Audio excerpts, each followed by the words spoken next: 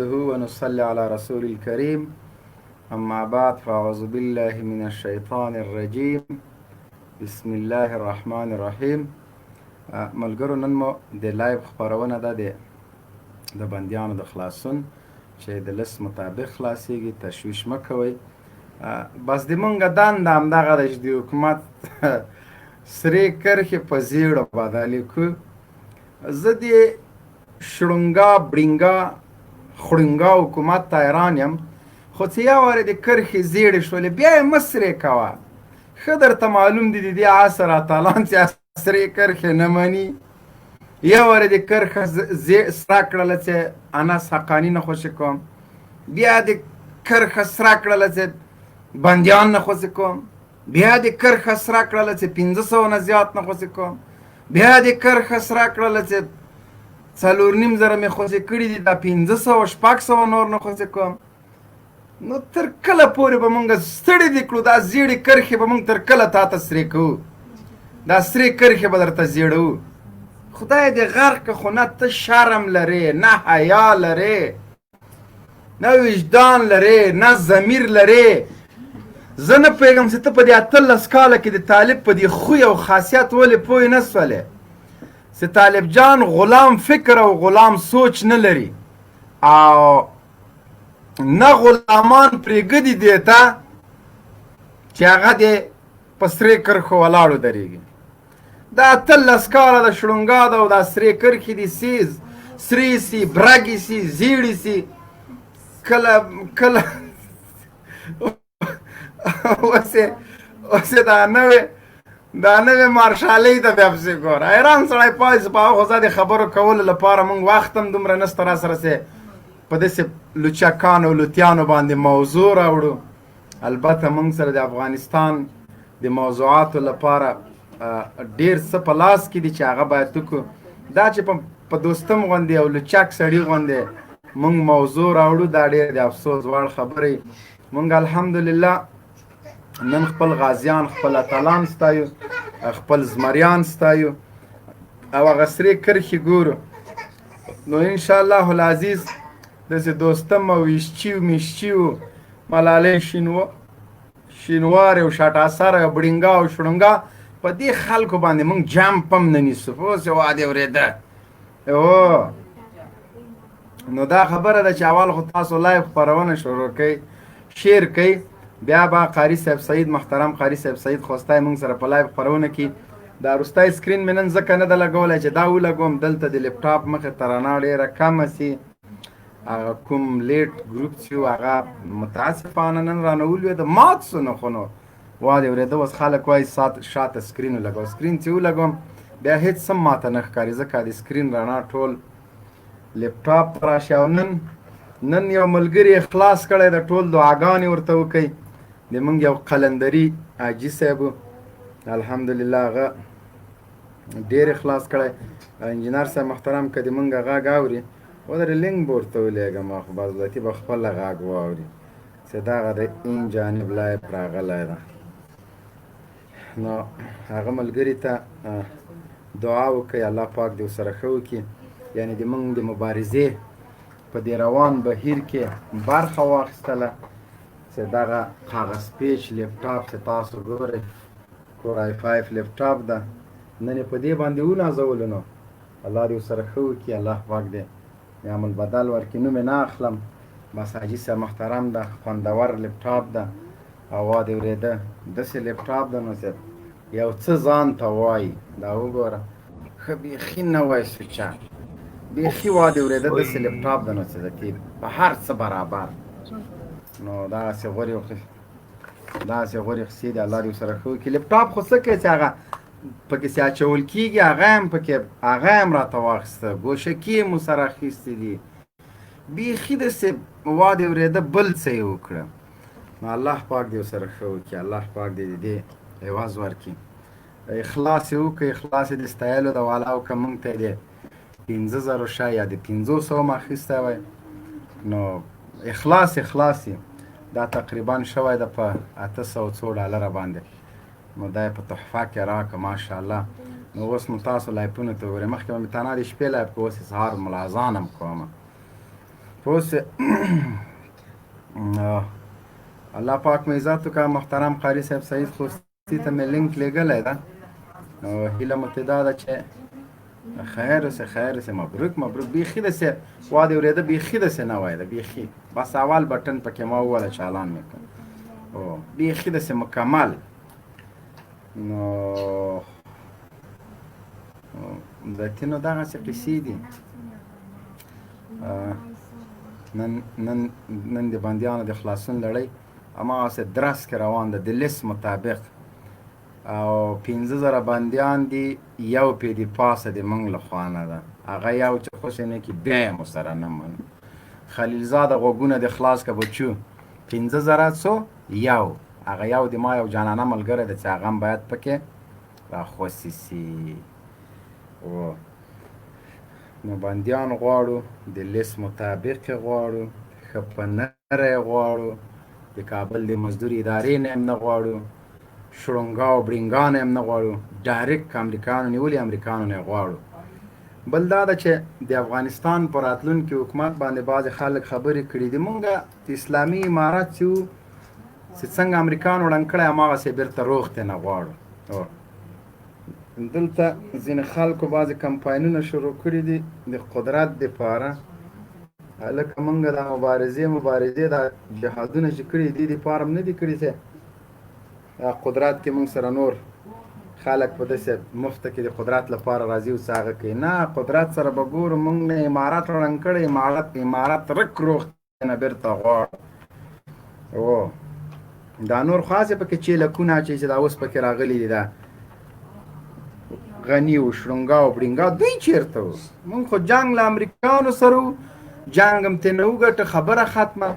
بندیان خوسې کوو، بندیان غواړو، د لیست مطابق یې غواړو، له شړونګا نه نه غواړو، ځکه هغه والله که یو کارغه له قفس نه خلاص کړي، هغه حیثیت خو مونږ ته معلوم ده. که دې خیاطانو ته نه معلوم نو زهر دي وخوري، تر اوسه دوی د شړونګا په حیثیت پوه نسل. هغه خو هغه سړی دی چې انتخابات یې نه منم او ګلمرجان نه منم، دا سبا ګلمرجان سره مړې سترګې د سترګو له کنجوی ورکته وای شریک حکومت میکنیم به این خاطر که ما تنها نمیتونم. رنگ دی ورک سه په دې خبرو خو مه کوه، سرې کرښې مه راکاږه. هر وخت دا سرې کرښې در باندې زیړوي نو فایده یې چې ده، د تا به دا سرې کرښې ورکې نه سي او د مونږ به دا نور هغسې دا در باندې زیړوي. رنگ دی ورک سه. هغه بل د دوی یو ویانو نجیب ننګیال نومېږي، که چې هغه هم وتښتېد، هغه هم له باغو واړوه. دلته افغانستان کې ژوند کول دومره اسانه نه ده، هر کېدړو د شغال کار. هوا قاري صاحب خو راغلی ده. السلام علیکم ورحمت الله وبرکاتو. محترم قاري صاحب سعید خوستی خپرونې ته په خیر راغلی. وعلیکم السلام ورحمت الله. مبین صاحب تاسو ته او قدرمنو لیدونکو اوریدونکو ته سلامونه وړاندې کوم.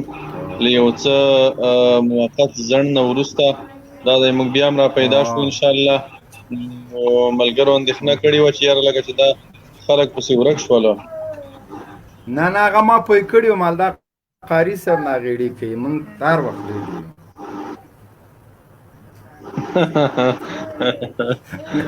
ډېر مهرباني وکړه قاري صاحب. مبین صاحب د بندیانو موضوع د لیست مطابق نو لله الحمد بندیان د لیست مطابق خلاصېږي. تاسو به څو ورځې مخکې د کابل ادارې د ځینو ټامیانو خبرې اورېدلې وي چې ویلې 600 کسان موږ نه خلاصوو، او وروسته داسې راپورونه مو خپاره شول چې 600 کسانو په بدل کې موږ ته بل لیست طالبانو راکړی د هغه خلاصوو موږ. نو بیا تاسو به د اسلامي امارت د بندیانو د کمیسیون د مشر الحاج ملا نورالدین ترابي صاحب خبرې هم اورېدلې وي.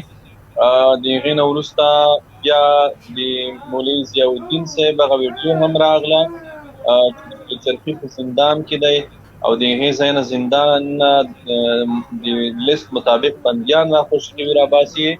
هغه ویډیو خو تاسو ما لیږلې هم ده د لایف په منځ کې، بیا انشاءالله هغه ویډیو پلی هم کو تر څو لیدونکي او اورېدونکي هغه ویډیو هم وګوري، تر څو دوی ته معلومه شي چې زموږ بندیان د هغه لیست مطابق چې موږ امریکایانو ته ورکړی ده د هماغه لیست مطابق به خوشي کېږي. او لله الحمد دا پروسه روانه ده څنګه چې د امریکایانو سره تړون شوی ده، توافق شوی ده. د هماغه توافق مطابق امریکایان بندیان خلاصوي، بندیان خوشي کېږي او د بندیانو د خلاصون نه وروسته به بیا موږ بین الافغاني مذاکراتو ته ځو. نو په دې اړه د کابل ادارې د ویاندویانو تبلیغات او پروپاګند واقعیت نه لري چې دوی ویل چې بندیان یا 1500 یا 600 کسان دوی نه خوشي کوي، یا دا کسان د دوی کسانو په مقابل کې په عوض کې موږ نور کسان خوشي کوو. نو ملت باید بیدار اوسېږي چې د خلکو په تبلیغاتو په پروپاګند ونه غولېږي. اسلامي امارت د پاره د بندیانو خلاصون د 50,000 کسانو خلاصون د لیست مطابق دا د اسلامي امارت د پاره شرط خودل شوی د بین الافغاني مذاکرات د پاره، ترڅو چې دغه بندیان خوشي نشي تر هغې موږ بین الافغاني مذاکراتو ته نه داخلېږو. نو کله چې بندیان خوشي شول بیا به موږ بین الافغاني مذاکراتو ته داخلېږو. او دویم مهم پرمختګ هغه 13 ورځ 115 ورځې د اسلامي امارت او د امریکایانو په منځ کې چې کوم تړون شوی ده د هغې تړون 115 ورځې پوره شوې. نو د دغې 115 ورځو په مناسبت هم اسلامي امارت یوه اعلامیه درلوده چې زه وروسته هغه اعلامیه هم تاسې ته لولم. خو د مخکې د دې نه د ملګرو نه مو خواهش دا ده چې تاسې موږ سره بیا هم کومک وکوئ په د لایف په شریک کولو کې، لایف شیر کوئ. تر اوسه پورې هم لیدونکي هغه اندازې ته نه دي رسېدلي چې موږ تاسې عادي کوم لیدونکي دي. نو تاسې مهرباني وکوئ دا لایف شیر کوئ تر څو چې لیدونکي او لیدونکي راشي. هغې نه وروسته به انشاءالله بیا بحث ته دوام ورکوو. او که چا سره کوم سوال هم و د بندیانو د خلاصون اړوند د هغوی پوښتنې به هم رااخلو، د هغوی پوښتنې به هم ځوابوو. نو تاسې نه مو خواهش دا ده، هیله مو دا ده چې لایک شیر کوئ، لایک نورو ملګرو ته ورسوئ. مبین صاحب که چېرته لاندې څوک وي پوښتنه لري نو تاسو تر هغې یو دوه کسان راواخلئ. لینک مې واچو، هغه ویډیو مې خپل همکار ته ولېږه چې هغه ویډیو بیا وروسته چالان کړي. مننه. ښه لینک مې اچولی ملګرو، تاسو لایو خپرونې نه ورته وځئ، بېرته چې راشئ تاسو ته به لینک معلوم شي.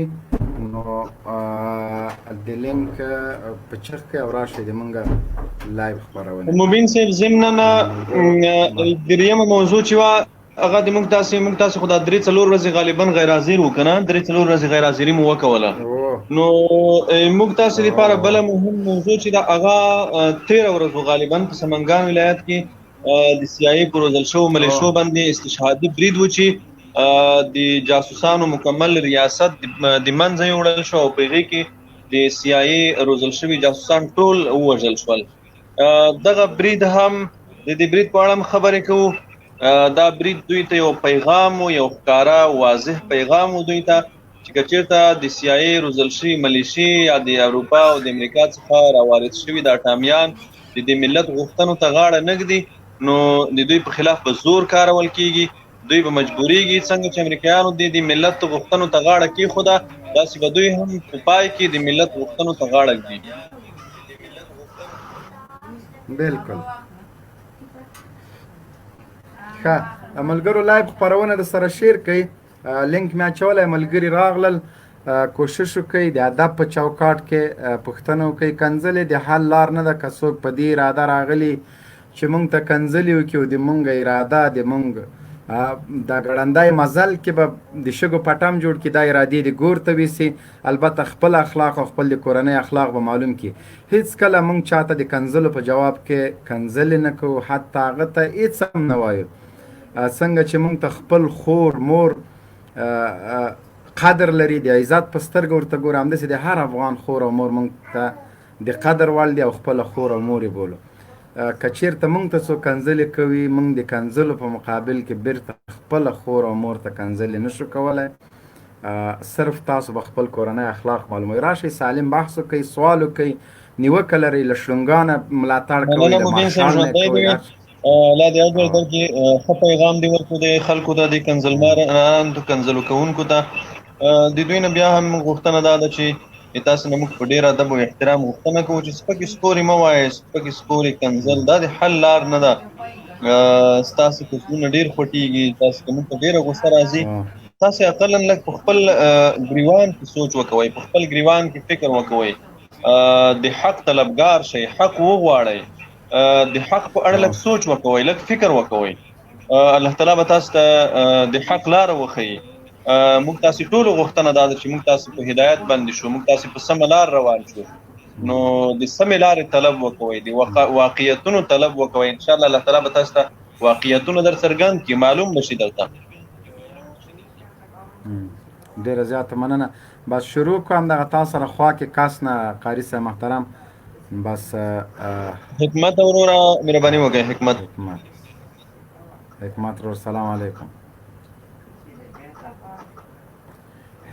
حکمت ورور سلام علیکم. مایک د خلاص کا کني بیا بل چاته واخ ورکوم کته کوم د زکه چې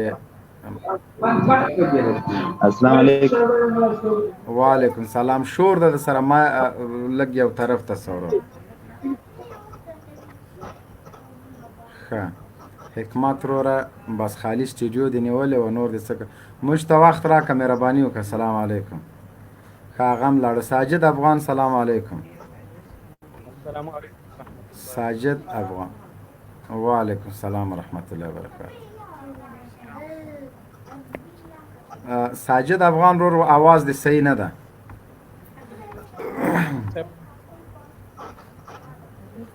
आवाज د صحیح نه ده ورور. تاته आवाज صحیح ده قاری صاحب؟ نه ماته आवाज سم نه راځي. ساجد افغان ورور تاسو आवाज سم نه راځي. خاص سرباز ورور سلام علیکم. حنفی صاحب دی ول مایک خلاص کی مهرباني وکړئ. مایک د خلاص کا مهرباني وکړئ. دا انټرنیټ کې مار وخت ستونزه موبایل پای سر ته وخیزه کار به دی وشي. السلام علیکم ورحمت الله وبرکاته. وعلیکم السلام. او ستړي مسي دواړو ته راغلاست. وعلیکم السلام. دا ملګری دا اخلي پوښتنه کوي چې راځه در سره یم تر یو حده. لږ د سیواړه باندې تفسیر وکړه او خواب صاحب بیا به ملګري راواخلو. د نن د بندیانو موضوع ده او ابل ورځ هغه ګرازي چې تنه پاغه کې چې کړي وسنه میګي ما د ولایت نوم له یادوي. سمنګان ولایت کې سمنګان ولایت کې او ابل ورځ ناشنا کار خدا او قاری صاحب هغه هلمان سنگین کې وای د سه بیخي وهله ساره پیالو زول هغه هم ډیر ناشنا کار کړي.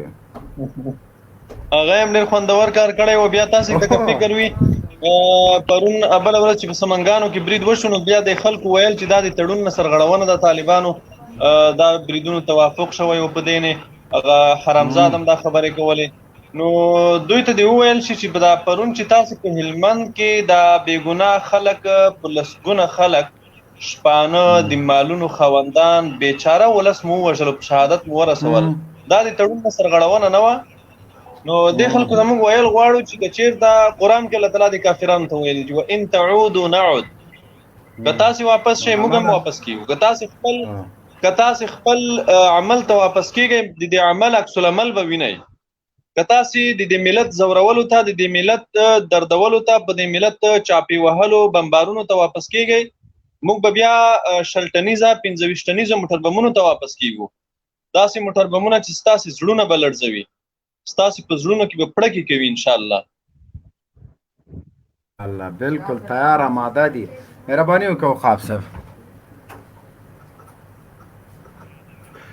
جنرال صاحب محترم یو ځل بیا تاسو ټولو ته کتونکو اوریدونکو مېلمنو قربانو ټولو ته سلامونه احترامات وړاندې کوم. قاری صاحب وړاندې وویل چې د بندیانو خلاصون پروسه دا د لیست مطابق ده.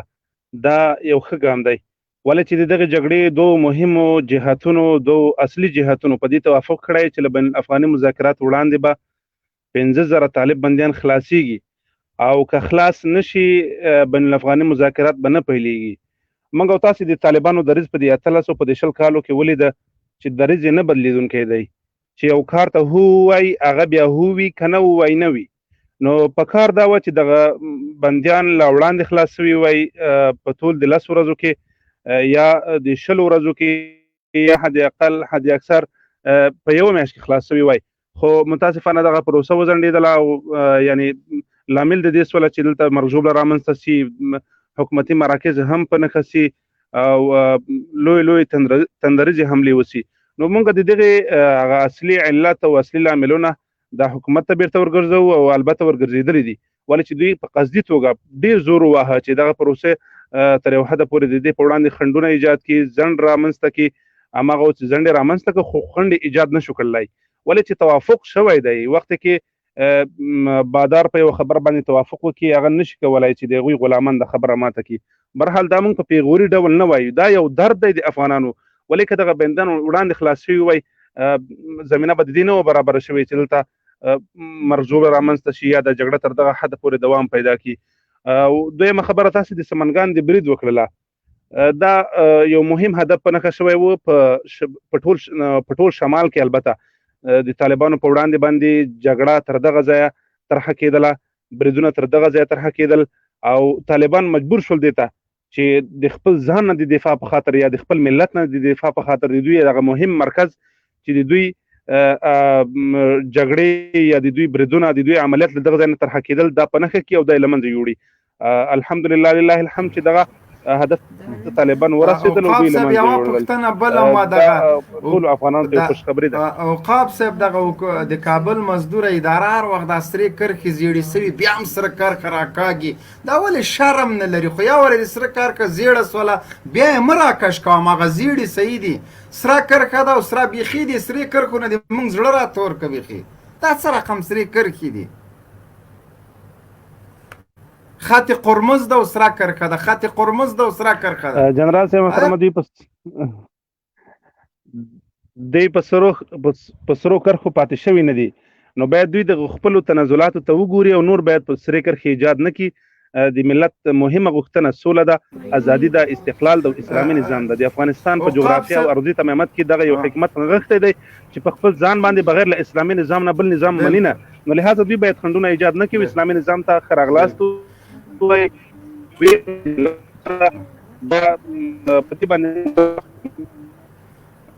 اوقاف صاحب انټرنیټ دی بیا لغات سو غږ مې اوري اوقاف صاحب غږ نشته اوقاف صاحب انټرنیټ کې فکر کوم ستونزه ده قاری صاحب تانه به دا پوښتنه وکړمه د کابل د مزدور ادارې دریځ ته په کتو د دې نه وروسته به هم کومه سره کرښه راکاږي وروره تاسې مایک خلاص کړئ اوقاف صاحب تاسې انټرنیټ کې ستونزه ده فکر کوم هغه دې بند کړه مایک دې بند کړه السلام علیکم ورحمت الله وبرکاته خو غږ دې راځي قاری صاحب غږ دې شته مهرباني وکړه افغان صاحب د موږ غږ شته قاری صاحب دماغ غږ لري قاری صاحب دماغ غږ لري قاری صاحب د موږ غږ لري قاری صاحب د تا انټرنیټ کې هم ستونزه راغله به هر حال قاری صاحب ته د موږ غږ نه لري تازه قطع کوم بیرته دې راخلم ملګرو هیله مو دا ده چې د سټوډیو ته ډیر کسان د راتلو کوشش مه کوئ دلته 10 کسه ګنجایش لري نو موږ نشو کولی چې دلته نور خلک راواخلو دلته بیا دوی ګیلې کوي چې تاسو مخالف ته وخت نه ورکوئ مخالف ته موږ هر وخت ورکوو تر هغو پورې چې قاري صاحب سعید خوستی راځي تاسو لطفا هیله مو درنه دا ده چې سټوډیو ته مه راځئ عقاب صاحب دما غږ اورې افغان صاحب یو دقیقه انشاءالله تا ته وخت درکوو عقاب صاحب دما غږ اورې مایک دې خلاص که عقاب صاحب مایک دې خلاص که عقاب صاحب هم نه اوري افغان صاحب د کابل مزدور ادارې دریځ ته په کتو له دې نه وروسته به هم کومه سره کرښه راکاږي که دا به یې وروستۍ سره کرښه وي بله السلام علیکم ورحمت الله وبرکاته محترم جنرال مبین صاحب تا ته او نورو ټولو خوږو ملګرو ته د مینې ډک سلامونه وړاندې کوم وعلیکم سلام محترم جنرال مبین صاحب ډېر خوشحاله شوم چې تاسو سره په لایف کې ګډون وکړئ نو ما خپله د کابل ملګرو په خبر تاسو ولې نه پوهېږئ سټوډیو ته مه راځئ چې تر هغو زه قاري صاحب راواخلمه عقاب صاحب قاري صاحب مو دواړه له لاسه ورکړه مهرباني وکړه افغان ورور نو محترم جنرال مبین صاحب ما خپله د شعر په ژبه سره د کابل مزدور ادارې ته یو شعر لیکلی دی که ستاسو اجازه وي نو مینوالو ته به یې وړاندې کړو مهرباني وکړه داسې لنډ غوندې ووایه پوه شولې ځکه نن دې مونږ مهرباني قاري صاحب راغی راووزه لږ بهر ته مفکر اولس مشره راووزه لږ بهر ته مفکر اولس مشره د ارګ په دیوالونو کې اسیر اولس مشره اسیر اولس مشره دو سری ادارې کې ډېر جمع مفسدین دي دو سری ادارې کې ډېر جمع مفسدین دي ټول غله دي له والینا تر وزیر اولس مشره ټول غله دي له والینا تر وزیر اولس مشره د ارګ په دیوالونو کې اسیر اولس مشره راووزه لږ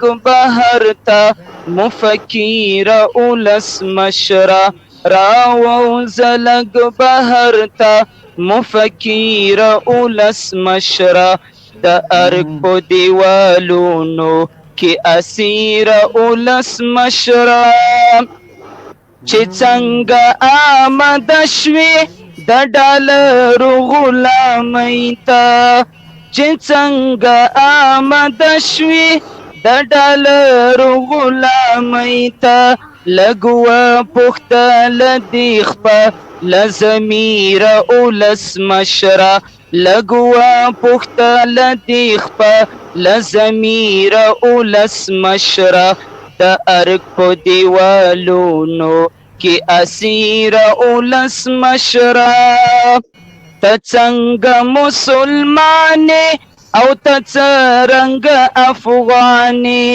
ته څنګه مسلمانې او ته څرنګه افغانې کوي د خیر طمعه له کافر اولس مشره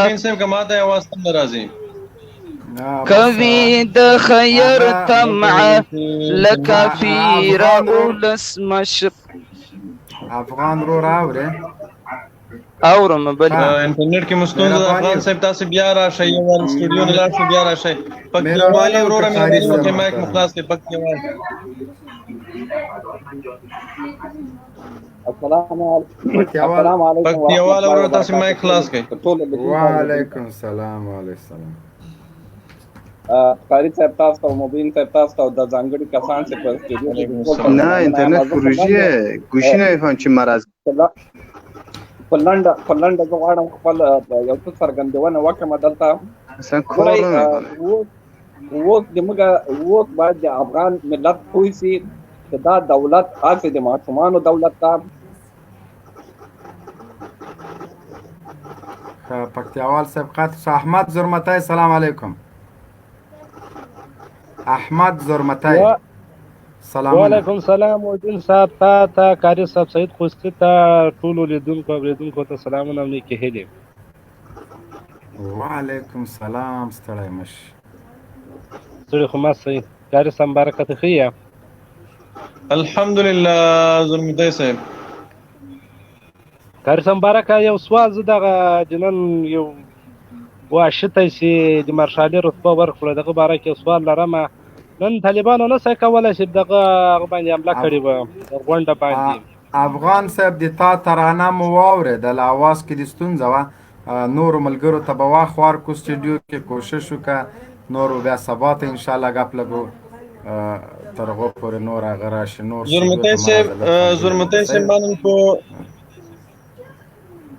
زلمتای صاحب ما نن په ټویټر کې هم لیکلی وو دا دوستم چې دا یو ملګری ډېر خوندور ریپلی هم لیکلی ولاندې په کمنټ کې دا دوستم چې دا جوزجان د زردکو ولسوالۍ ده او دغه زردکو ولسوالۍ چې دا په خپله د اسلامي امارت د کنټرول لاندې ده نو د یو چا چې خپل پلرنی ټاټوبی پلرنی مسکن هغه د مجاهد د کنټرول لاندې ده نو هغه څنګه غورې پرې وهي عجیبه خبره نه ده ما نن په ټویټر کې هم لیکلی و چې د جوزجان ولایت تقریبا 6 ولسوالۍ هغه د اسلامي امارت د مجاهدینو په کنټرول کې دي 6 ولسوالۍ د خپله د ده د زیږېدنې ځای چې ده هغه خواجه دوکو ولسوالي ده. خواجه دوکو ولسوالي، دغه ولسوالي د اسلامي امارت په واک کې ده.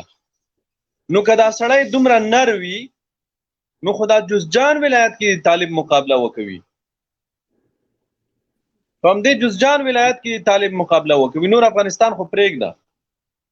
دی که نر وي د جوزجان ولایت د مرکز څخه د 15 کیلومتره د باندې راووځي.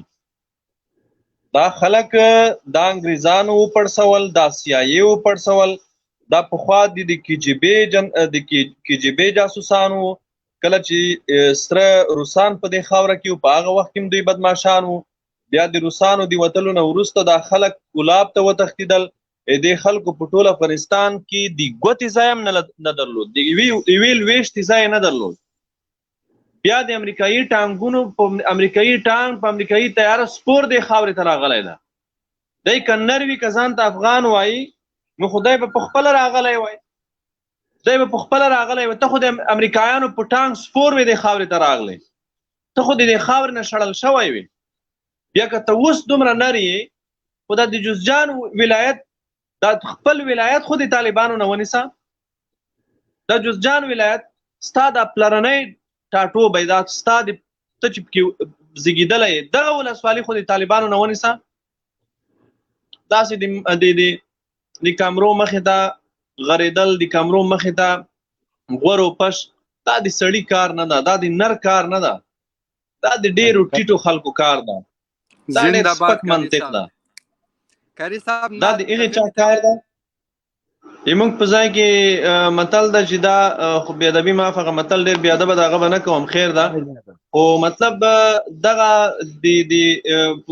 په سټیج نه د کامرو مخې ته غورې پرې کول، دا د دې خلکو د دې ډارن مخلوق کار ده، د انګریزانو د دې غلامانو کار ده، د انګریز په ټانګ سپور یې، د انګریز زه دغه سره انګریزان د دې خاورې نه ووځي، بیا به ستا مرشالي زه وګورم، بیا به ستا قهرماني زه وګورم. دی وایي چې شپږو میاشتو کې زه طالبان ورکوم. داسې څوک نه و چې د ظالمه قاري صاحب د همدغه امریکایانو قاري صاحب د همدغه امریکایانو په موجودګۍ کې طالبانو محاصره کړي او چغې تر اسمانه وختلې، اله تیارها بیا یاله امریکایا بیا مراد محاصره خلاص کنه. هغه ضد زرې موټر چې دی پکې تللي و په شګو کې نه و باند. د دوستم غیرت خو مونږ ته معلوم ده، تر کولابه چا ځغلولی و. ټولو حکومتونو همدغه خبیث ته، چا د خالد بن ولید لقب ورکړی، چا د جنرالۍ، چا د برید جنرالۍ، له کارمل نه نیولې تر غني منافقه پورې. واحد د مور زوی ملا عمر مجاهد و چې همدا خبیث تر کولابه پورې وزغلوه. واحد اتل د مونږه د افغانستان رښتینی خپلواک ولسمشر ملا محمد عمر مجاهد و چې دا د واورې پړانګې تر کولابه پورې زغلولی، په ترکیې کې ځان ته کور نه ونیولی. دا د کومې بهادرۍ خبرې کوي؟ د امریکایانو په موجودګۍ کې ته له کوره نسې راوتلی، د امریکایانو په موجودګۍ کې کابل ته نسې راتللی. د کوم شپږ میاشتې طالب ولې همدا اوس که دی نر وای خو ده به دا غونډه په کابل کې کړې وای، دا غونډه ده په جوزجان کې کړې ده، او په جوزجان کې د ټول ولس په وړاندې کلینیک بند، دکانونه بند، روغتون بند، هر څه بند، ټول بازار داسې محاصره و لکه نو دا په داسې حالت کې ته د مرشالۍ رتبه درکول کېږي. دا مرشالۍ رتبه تا ته چا درکړه؟ ته په څه شي مرشال یې؟ او بیا دا د مرشالۍ رتبه یا په دې هېواد کې اتلان یا د اتلوالۍ یا د شهید لقبونه دا د انګریزانو د ټانګ او توپ د سیوري لاندې ورکول شول. د انګریزان دی ووځي، بیا به موږ تاسې وګورو چې تاسې کې مرشال څوک ده، د سولې شهید څوک ده، ملي اتل څوک ده، د قهرمان څوک ده. دا خلک به موږ تاسې بیا وګورو سره. کله چې روسان وتښتېدل، ډاکټر نجیب چې کله مجاهدینو مردار کړو، مجاهدینو چې کله ډاکټر نجیب مردار کړو، په دارې وځړولو، د ډاکټر نجیب نوم په دې ملت کې چا نه شو اخیستی. ډاکټر نجیب ته چا درې ورځې ځوړندو، یو خلقي پیدا نه شو چې له داره یې راکوز کړي، له دارې په یو خلقي به راکوز کړی و. دا زموږ کله چې امریکایان راغلل، د امریکایانو پر اتګ سره سړی بیا اتل شو، بیا سړی قهرمان شو. دغه انګریزان، دغه امریکایان به بیا د دې خاورې نه ووځي، بیا به یې موږ وګورو چې دلته اتل څوک ده، قهرمان څوک ده، مرشال څوک ده. دا خلک بیا موږ وګورو چې تر اختیا مرشالي دا سره پوزونه د خاورې نه ووځي، بیا به وګورو چې تر اختیا مرشالي تر اختیا په شپږو میاشتو کې طالب ختمولی شي. په شپږو میاشتو کې طالب مه ختمه، په شپږو میاشتو کې نه، په یو کال کې ته هغه ولسوالي د طالب نه ونیسه چې ته خپله پکې زیږېدلی یې. ته چې په کومه ولسوالۍ کې زیږېدلی یې هغه د طالب نه ونیسه، که ته نر یې. که ته نر یې کابل کې د شیرپور کور ته دې راسه ځه، که ته نر یې له همدغه بنګلې نه دې د باندې راوځه، له لسو ضد زرې موټرو سره راوځه، ځه همدې جوزدان کې له خپل کوره راوځه.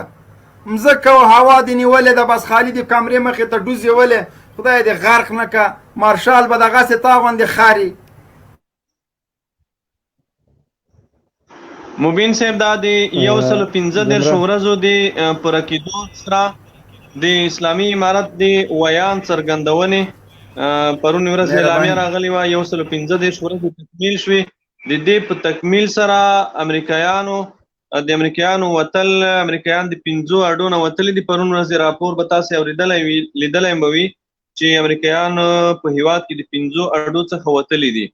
په دې اړه د اسلامي امارت د ویان اعلامیه زه تاسو ته وایم. د توافقنامې د لاسلیک وروسته د لومړی پړاو 115 ورځو د تکمیل په اړه د اسلامي امارت د ویان څرګندونې دا چې د اسلامي امارت او امریکا ترمنځ د دوحې توافقنامې 115 ورځې بشپړې شوې. موږ یې په اړه لاندې ټکي ابلاغوو. لومړی، د توافقنامې له حکم سره سم د امریکا د متحده ایالاتو او بهرنیو متحدینو لخوا د ځواکونو کمښت او له 5 اډو څخه وتل یو ښه او مثبت ګام دی. امریکایانو لکه څنګه چې وعده کړې وه، په 115 ورځو کې دوی د 5 اډو څخه ووتل او دغه کوم تعداد چې دوی ښودلی و د هغې نه هم زیات امریکایان د افغانستان نه وتلي دي. دا یو ښه او مثبت ګام دی. دویم، په یاده زمانه کې کاري صاحب خوستی صاحب یو پوښتنه زما ده چې یو ترانه مې وړاندې کړې وای نو به زه خپل کار ته تللی وای. ډېره مننه. تاسې ترانه وړاندې کوئ؟ و کاري صاحب محترم، په تاسې داسې 2 منټه صبر وکړئ، زه د اعلامیې ووایم بیا به تاسې د ترانې ټیم نه د قربان مشمه. ترانه هلته د ترانې دپاره مونږ خپله سټوډیو بله جوړه کړې د مشال صاحب هلته یې وایي دلته سیاسي بحثونه کوو. تاسې لطفاً که چېرته مهرباني وکړئ دلته خفه هم نشئ، غصه هم نشئ. دویم، شعر او شاعري دا لطفاً دلته نه کوئ، مهرباني. په یاده زمانه کې د توافقنامې د لومړي شرط یعنې د بندیانو د خلاصون پروسه تر اوسه ځنډول د تاسف وړ خبره ده چې د بین الافغاني مذاکراتو او سرتاسري سولې د ځنډ باعث شوی. اوس باید له ورکړل شوي لیست نه علاوه نور بندیان هم خلاص شوي وای. دریم، تر اوسه پورې د اسلامي امارت د مشرانو د تور لیست موضوع هم لا انحله پاتې کېدل د اندېښنې وړ ده چې باید جدي غور پرې وشي او عملي ګامونه پورته شي. څلورم، د توافقنامې له لاسلیک څخه راوروسته د اسلامي امارت د مجاهدینو لخوا په بهرنیو ځواکونه بریدونه نه دي ثبت شوي چې په خپله د اسلامي امارت لخوا د توافقنامې مندرجاتو ته ژمنتیا څرګندوي. سره له دې چې په توافقنامه کې صراحت موجود دی چې د جنگ له ساحې د باندې به د هر ډول نظامی تحرکات بند وي. خو په تاسف سره چې د یو امریکایي ځواکونو او داخلي ملاتړو لخوا په تیرو 115 ورځو کې وخت په وخت په غیر جنگي سیمو کې بمبارونه شوي. د کابل ادارې عملیاتي قواو څخه د تعرض په مهال حمایت شوی. د کابل ادارې د ځواکونو الوتکې د امریکایي پیلوټانو لخوا چلول شوي چې په ملکي خلکو، مجاهدینو او عامه تاسیساتو یې بمبار کړی دی. امریکایانو تنها په تیرو 10 ورځو کې په لوګر، بادغیس، میدان وردګو، غزني، زابل، روزګان، هلمند او قندهار کې پرله پسې ګڼ شمېر ډرون بریدونه او بمبارونه کړي او 2 ځله یې چاپې وهلې چې له توافقنامې څخه براله سرغړونه او په لوی لاس غټو حملو ته د مجاهدینو پارونه کېدای شي. اسلامي امارت دا ټول بریدونه غندي او هر څه زر یې د متوقف کېدو غوښتنه کوي. د سمنګانو په ولایت کې د تیرې ورځې د برید همدا ډول په ځینو نورو برخو کې د جنگ شدت د کابل ادارې د پیل شوو عملیاتو لکه د هلمند د سنگین د پیښې غوندې په ملکي خلکو د وحشیانه حملو او د امریکایي ځواکونو لخوا د توافقنامې څخه د سرغړونو په غبرګون کې شوي چې عمل نه بلکې عکس العمل ورته ویلی شو. اسلامي امارت یو ځل بیا په امریکا او اړوندو جهاتونو غږ کوي چې د دوحې توافقنامې بشپړ او زر عملي کېدل د ټولو اړخونو په ګټه دي. باید له رامنځته شوي فرصت څخه سالمه استفاده وشي. پروسه له ځنډ او خنډ سره مخ نشي او پرې نه ښودل شي چې وضعیت د لا ډېرې بې باورۍ، خطر او ستونزو خواته لاړ شي. امریکایي لوری باید یوې خاصې کوچنۍ کړۍ ته فرصت ورنکړي چې اوبه خړې کړي او مایان پکې ونیسي. دلته باید د ټول ملت مصالحو، نظریاتو او غوښتنو ته احترام وشي. ذبیح الله مجاهد د اسلامي امارت ویاندوی. دا د اسلامي امارت دی ویاندوی اعلامیه و دی 115 ورځو د تکمیل په اړه. په 115 ورځو کې یو کار چې امریکایانو کړی دا مهم مثبت ګام د هغه د 5 اډو څخه د دوی په بشپړ ډول وتل دي چې یو د هغې نه هغه د هلمند څخه د کمبشتن په نوم چې کومه برطانوي اډه وه چې 1 بلیون پاونډه جوړه شوې وه، په 1 بلیون پاونډه جوړه شوې وه، 1 بلیون یعنې په 1000 میلیونه ډالر جوړه شوې وه. دا یوه اډه په مبین صاحب په 1000 میلیونه قاري صاحب سعید که دغه د کمبشتن یا د شوراب په د کیم باندې په ځینو خصوصیاتو او چې کله دوی وځي څه یې پرېښوده د کابل مزدور ادارې ته داسې لنډ کد به 3 دقیقو کې د خلاصه کړله. ملګري به ډېر معلوماتو کې چون هغه فلم په انګلیسي باندې په دې اړه د نن ټکي اسیا ویبپاڼې په دې اړه یو ځانګړی فلم لري. هغه د فلم ټایټل چې د هغه نن نشر شو، مقدمه یې نشر شوه، په دې اړه یو مستند فلم را روان ده د کمبشتن چې دغه اډه چې دا برطانویانو د دویمې نړیوالې جګړې څخه وروسته تر ټولو لویه اډه وه. د دویمې نړیوالې جګړې څخه وروسته د برطانویانو تر ټولو لویه اډه همدغه کمبشتن وه. دغه اډه چې وه دا په ډېره لوړه سطحه جوړه شوې وه، مجهزه اډه وه. په دې کې زرزمینۍ وې، د هلیکوپټرو دپاره ورکشاپونه وو او د فاست فود په نوم یا د نور هغه مختلف ډوله رستورانتونه وو، پرمختللي رستورانتونه وو پکې، او زرزمینۍ وې، د خوندي خونې وې، وسله کوټونه وو پکې، او په ډېر پرمختللي او مجهز ډول دا اډه جوړه شوې وه. 1 میلیارد ډالر یا 1 بلیون پاونډ ډالر هم نه پاونډ په دې باندې خرچه شوی او مصرف شوی و. او لله الحمد دغه اډه چې دا خالی شوه او دغه اډه چې دا په مکمل ډول دوی د دې چې څومره ناټو بولټ ارڅ خلاص کړل او څه د ځان سره ویوړل، څه افغانانو ته پرېښول، دا شیان څه کوم چې څه پاتې دي هغه به موږ ته پاتې کېږي انشاءالله. الحمدلله دا د دې ملت د فداکاریو په وجه، د دې ملت د قربانیو په وجه، د دې ملت د سرخندنو په وجه داسې ویل کېږي قاري صاحب محترم چې دغه بیس د دویمې نړیوالې جګړې نه وروسته تر ټولو غټ بیسو د امریکایانو د برطانویانو چې تر دې نه زیاته مصرف دوی په نړۍ کې په هیڅ کوم یو بیس باندې نه و کړی. او دا د دوی د انسجام او د رهبرۍ دومره قوي مرکز و چې دوی غوښتل چې ټول آسیا له همدغه بیس نه کنټرول کړي او دا یې په داسې سیسټم جوړه کړې وه چې دوی د بیرته تلو هېڅ ارزو خیال و محال هم نه و. د ټولې آسیا، روس، چین د کنټرول لپاره دا بالکل. نو تاسو خپل فکر وکوئ چې 1 میلیارد پاونډه چې دوی په دې اډه نه خرچه کړې وه، خو د دوی اراده خو دا نه وه چې د دې خاورې نه دې ووځي. په مجموع کې د امریکایانو د خارجي اشغالګرو اراده دا نه وه چې دوی د دې خاورې نه ووځي.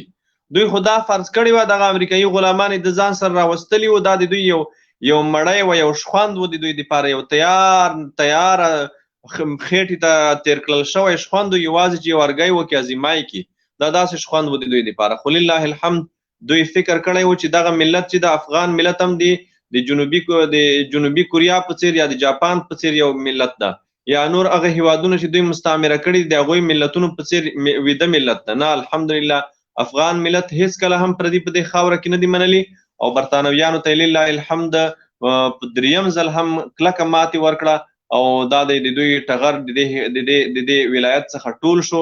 د دې ملت دپاره مبارک دی وي او مجاهدینو ته د مبارک وي، هغه خلکو ته، هغه فدایانو ته، هغه سرخندونکو مجاهدینو ته د مبارک وي چې په دې د برطانویانو باندې بریدونه کړي دي، د هغوی ته د سر په کوپړۍ کې اوبه ورکړي دي.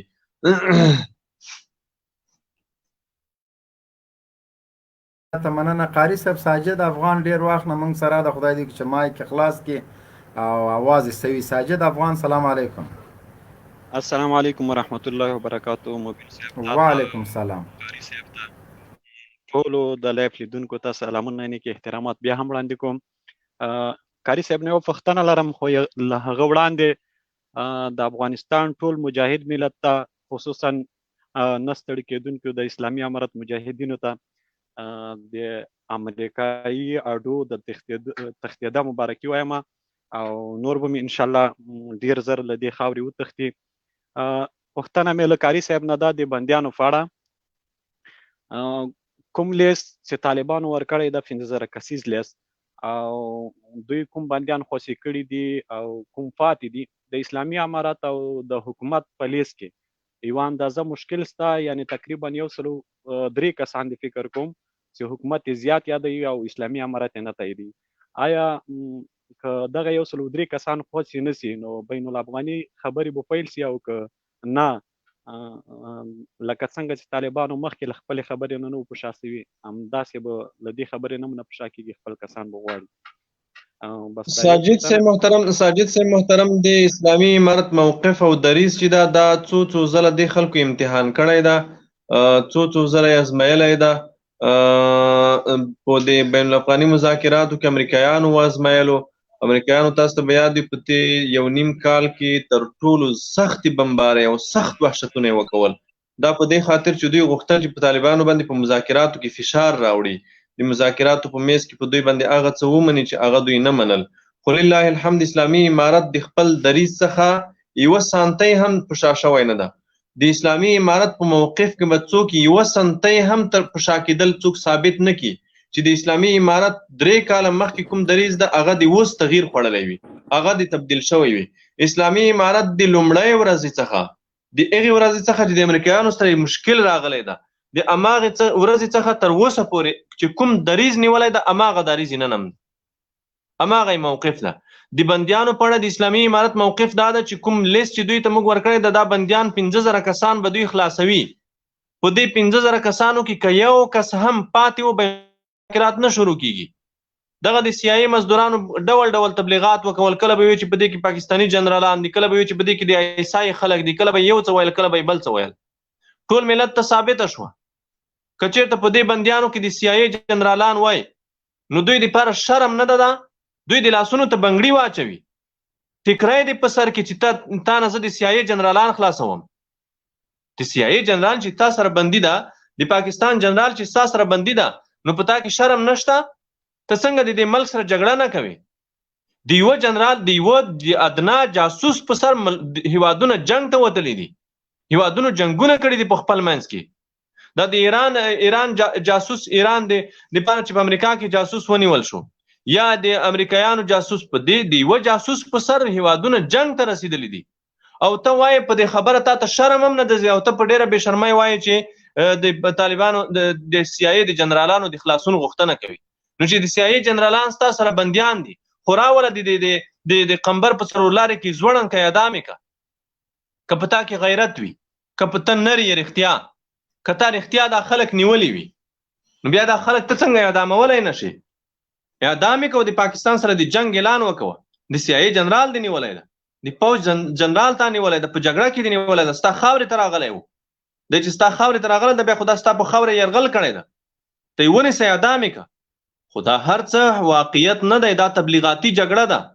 د کمونستانو د روسانو مزدورانو هم د افغان ملت په وړاندې جنګ په دې دلیل کولو چې دلته امپریالیزم ده دلته عربان په موږ پسې راغلي دا د CIA جنګ ده دا د عیسائی جنګ ده په دې دلیل خپل ملت وژلو په داسې حال کې د سره به سور روسۍ ورسره و د افغان په کور به یې خېژولو او موږ ته به یې ویل چې تاسو امپریالیستان یې. بیا دوی راغلل هماغه CIA ملګرتیا یې هم وکړه د هماغه سره انګریزان چې د سرو انګریزانو په جرم د خپل افغانان وژل هماغه سره انګریزان بیا د افغانانو کور ته راوستل د افغانانو په کورونو یې خېژول اوسه پورې یې خېژوي او دوی ورته مخکې وي. اوس هم دا ملت په دې نوم وژني چې ته د عیسائی جاسوس یې د عیسائی ملګری د پاکستان جاسوس یې. نو که تا سره د عیسائی جنرالان در سره دي د پاکستان جنرالان در سره دي نو دا خو ډېره د عیب او د شرم خبره ده. بنګړي واچوه ټیکری په سر کا چې تا سره د عیسائی جنرالان په زندان کې بندیان دي ستا هیواد ته راغلي وو ستا هیوادوالې وژل ته یې وژلې ستا پولیس او اردو یې وژله او دوی دا ستا سره په زندان کې د اول د اوسه پورې په زندان کې ساتلي دي. پرونه بله ورځ ایران 3 د امریکایانو 3 جاسوسان اعدام کړل، په دار یې وځړول. خو که ته نن یې دغه خلک راوباسه که نه، په دار یې وځړه او ټول ملت ته یې وښیه چې دغه د پاکستان جنرالان وو، د عیسائی جنرالان وو. که په دار یې نشي زړولی، اقلا رسنیو ته خې راوباسه، رسنیو ته خو یې وښیه چې دغه د طالبان موږ نه غواړي، دغه بندیان دي، دا د عیسائی جنرالان دي. خو دا تبلیغاتي، دا خلکو 19 کاله دا ملت په دې نوم ووژلو. 19 کاله نه، 40 کاله کېږي چې دا ملت دوی د پاکستان په نوم، د آسیایي په نوم، د امپریالیست په نوم، د عرب په نوم، د چچن په نوم په دې نوم یې وژلي. په داسې حال کې چې پرون د سره روسۍ ورسره او د افغان په کور یې خېژولو، نن امریکایي ورسره د افغان په کور یې خېژوي او په ډېره سپین سترګۍ د خپل ځان غلام نه بولي او خپل مقابل لوري ته د غلام او د هغه نسبت کوي. دې شي ته باید موږ ملت بیداره واوسېږي. بندیانو په منځ کې څومره بندیان چې دي اسلامي امارت کړی د هغه افغانان دي. اسلامي امارت مسؤلانه خبره کولی شي او مسؤلانه ټولو رسنیو ته، ټولو هیوادوالو ته چیلنج ورکوي، دوی ته چیلنج ورکوي د هیوادوالو په مخ کې، د رسنیو په مخ کې، چې په دې بندیانو کې د یو کس دوی ثابت کړي چې هغه د پاکستاني وي. راودې باسي رسنیو ته دې راوباسي چې دغه د پاکستاني د طالبانو غوښتی دی یا طالبانو سره. خو دا بندیان خو تا سره دي، تا په جیل کې ته پیرا پې کوي، ستا سره په زندان کې دي. نو څه ضرورت ده چې تبلیغات کوي؟ خو راوباسه دا خلک، رسنیو ته یې وښیه، یا رسنیو ته اجازه ورکړه ته د زندان ته لاړ شي، هلته یې ورته وښیه چې دا پلانی ده پلانی ده پلانی ده، دا د عیسائی جنرالان دي. نو خبره دا ده چې اسلامي امارت چې دوی ته کوم لیست ورکړی ده، د هماغه لیست مطابق به دوی بندیان خوشي کوي، که په یوه ژاړي که په بله خاندي. دا بندیان به دوی خوشي کوي. او تاسو ولیدل د اولې ورځې نه دوی د سولې په وړاندې دا د شګو بندونه اچوي. کله وایي چې بندیان نه خوشي کوم، بیا چې 1000 کسان خوشي کړل، بیا ویل چې دا نور نه خوشي کوم، بیا چې نور خوشي کړل، بیا ویل چې دا نه خوشي کوم. دا خلک چې دي دوی خپل واک نه لري، دا د پردیو غلامان دي. د دوی کورنۍ او بهرنۍ سیاست د امریکایي سفارت څخه کنټرولېږي. د امریکایي سفارت څخه د دوی ټول هر څه کېږي. د امریکایي سفارت څخه دوی ته احکام راځي، د سکاټ میلر څخه دوی ته احکام راځي، د خلیلزاد څخه دوی ته احکام راځي. ما ته بله ورځ یو سړي ویله، څه وخت مخکې مې د ټامي صدیقي سره په ټویټر کې بحث و. بیا ده ما ته وویل چې داسې د پاکستان جاسوسان یې. ده ته ما په ډېرو لنډو الفاظو وویل چې ستاسې په سر موږ د امریکایانو سره معامله وکوله، موږ د امریکایانو سره تړون وکولو، ستاسې په سر مو معامله وکوله، تاسې کتل اقلا ستاسې نوم هم وانخیستل شو، تاسې غونډې ته چا ونه بللی او ستاسې په سر موږ د امریکایانو سره معامله وکوله، او تاسې دا 10 کاله لګیا یې. پاکستان ته مو هر ډول امتیازات ورکړل، ډیورنډ مو ورخرڅ کړو، بارډر منیجمنټ مو ورسره وکړو، خلک مو ورته ووژل، د دوی مستنطقین، د استخباراتو مستنطقین مو خپلو زندانونو ته وروغوښتل، د دوی په امر تاسې د وزیران بدل کړل، وزیران مو د وزارتونو نه وشړل، د دوی په خوښه تاسې ټاکنه وکولې په خپله اداره کې، هر څه مو ورپرېښول، دروازې مو ګیټونه مو ورخرڅ کړل، هر څه مو وکول. د دې دومره امتیازاتو سره سره بیا تاسې ونه توانېدئ چې د طالب په سر د پاکستان سره معامله وکوئ. د دې نه معلومه کوي که نه، طالب که د پاکستان غلام وی، خو تا به د طالب په سر معامله کړې وای د پاکستان سره که نه. خو ته د امریکا غلام یې، ستا په سر ما د امریکایانو سره معامله وکوله، ستا په سر مې تړون وکولو. دا بندیان چې ته خلاصوي، د کوم تړون د مخې خلاصوي؟ د چا سره تا توافق کړی ده؟ د کوم قرارداد له مخې خلاصوي؟ چا تا ته ویلي دي؟ زه خو تا ته وایم چې تا بیخي زه پیژنم نه، تا زه بیخي انسان نه بولم، تا بیخي زه سړی نه بولم. ته څوک یې چې کاره یې؟ زما بندیانو ته پیردار یې، صرف خوراک او ډوډۍ ورکوي. زما بندي نه تا نیولی ده، نه تا بندي کړی ده، نه ته د خلاصولو واک لري. زما بندیان چې چا نیولي دي، چا بندیان کړي دي، د اولې ورځې نه موږ هم دا چیغې وایو چې هغه به یې خلاصوي. تا دا دومره کسان د کوم قرارداد، د کوم تړون له مخې خلاص کړل؟ نو ځان وپېژنئ، خپل حیثیت وپېژنئ، د خپل حیثیت مطابق خبرې وکوئ. یو سوال لرم وروره، مهرباني وکړه.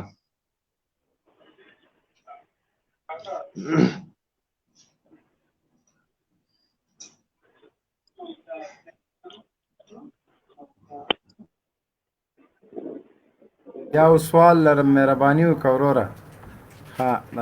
دغه بل افغان ورور مهرباني وکړه. افغان. السلام علیکم. وعلیکم السلام. خدای دې وکړي چې ما غږ تاسو ته ورسېږي. یو دوه سواله لرم، کاري خصوصي صاحب جواب مهرباني. مهرباني. اول سوال مې دا قاری صاحب حسین صاحب نو نبیل صاحب تاسو نه ډیر فشار او خلک دغه تناسي یو کې تاسو راپور هم ډیر خو زم ډیر خاص راپور لرم په دې پیس اګریمنت کې یو ټاکل شوی ده چې تاسو د لاسو کې شیر کوي نه خلکو ته وایي خو ډیر مېت یو خبر معلومات چې چین پاکستان د معاهده کې یو خبره کړې ده چې د امریکا به 300 په بلیک واټر عسكر په افغانستان کې اوسېږي چې د ارچ حکومت یې هغه کې تاسو حکومت یو کې د بل حکومت دی په دې باره کې تاسو خپل خلکو ته خبره کړې دي یو څه معلومات د لکم جنا اخیستې دي خبره ته واکشه د چین بلیک واټر تاسو څه وایي د دغه ورور غږ ما وانه ورېدو مبین صاحب دای څه وایي ښه ودرې ته ودرې قاری صاحب ښه څنګه چې تاسو معاهده کې دا خبره شوې ده خو په لال نه تاسو ته ویل شوي چاته نه دی ویل شوي 300 ونیول تر 600 عسكر په افغانستان کې اوسېږي دا معلومات د لکومه کړه وروره معلومات د لکومه کړه محترمه موبایل سره حق ما د سمره د انټرنیټ کې د رسول الله د الله نو وځم که تاسو جواب راوړم نو زه تاسو معلومات د لکومه کړه بیا د انټرنیټ کې ستونزه ده محترمه ګوره دا تاسو چې کوم معلومات ترلاسه کړي دي دا به مو د امریکایانو د مزدور رسنیو څخه ترلاسه کړي وي اسلامي امارت چې کوم تړون د امریکایانو سره کړی دا هغه د کابل ادارې د تړون په څیر نه ده چې تر اوسه پورې نه چا مخ ولیدو نه چا شا ولیده د امریکایانو سره چې کوم تړون دوی کړی و د امریکایي پوځیانو د قضایي مسؤلیت تړون یې کړی و د دې خاوره کې د عملیاتو د شپنیو چاپو د پراخ چاپو د شپنیو عملیاتو تړون یې کړی و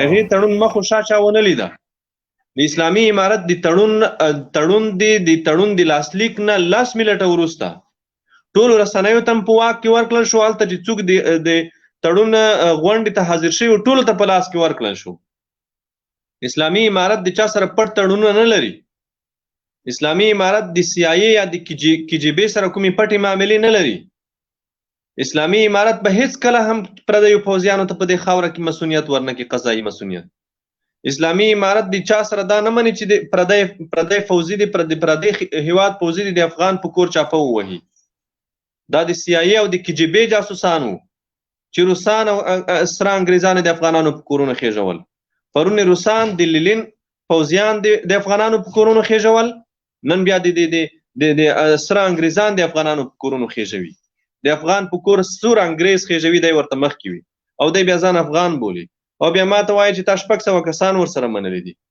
د کوم تړون لمخې چیرته مې منلي دي څه سند لري څه ثبوت لري ته ستا خو سند او ثبوت هم پروت ده امریکایانو سره تړون کړی دی چې د افغان په کور به چاپه په ګډه وو امریکایانو سره تړون کړی دی زه به د افغان په کور زه به دیوال ته ناست یم ته به زما په ولیو خېږي او هلته به وراوړي د امریکایانو سره تړون کړی دی چې افغان به زه لاسونه تړم خپې به یې تړم دا ټول خدمت به زه کوم زندان ته به یې هم زه درته وړم دا تکلیف به هم تا ته نه درکوم که چېرته ضرورت شو ډز به هم زه پې کوم دا د ډز تکلیف هم نه درکوم واشنګټن ساتلو لپاره دلته قرباني ورکوئ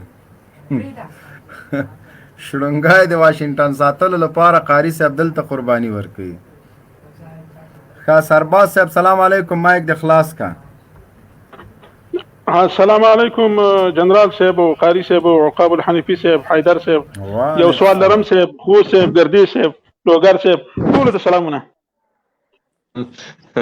وعلیکم السلام ورحمت الله دا مې د خپل ولسمشر سبا مې درته ویل زموږ ولسمشر هم په دغه شی انداز باندې غږیږي یعنې هغه د یوې برخې چې اختن ده سره چې یو برخه څوک ونه لري دغه شی بیخي غږېدلی نه شي چې خو صاحب او پکتیا صاحب او پکتیکا صاحب د هغه په ژبه مې درته ویلې زه خو یو شي ډېر پریشانه کړی یم نو دغه د تاسې دا خبرې ورځ په ورځ چې سختېږي د یو جنرال دوستم په سر باندې بله ورځ په سنګین کې د موږ 11 تنه هغه کمانډویان داسې زرې کړل چې نه یې پوره لاس ته او نه یې پوره پښه ته او نه یې پوره سر ته کاشکې د دوی هغه وجود موږ ته په لاس باندې راغلی وای خو بیخي پرزې شوله د یوه دوستم په سر باندې مو د موږ 100 نفره استخباراتي هغه افسران او هغه ضابطان په دې ایبک کې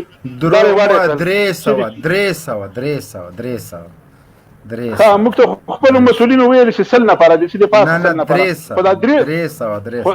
هغه 100 به تاسو ته په لاس درغلي ودرېږه هغه سل به تاسو ته په لاس ته راغلي، سل کسه جلال آباد، خوست، لوګر دلته هډوکي پرزې اغوستی او سل مریخ ته تللي دي. هغه به راتلونکي کې هغه ځینې ډېر شیونه درته راوړي، 300 کسانو ستاسو ته په لاس ته راغلي هغه سل دي.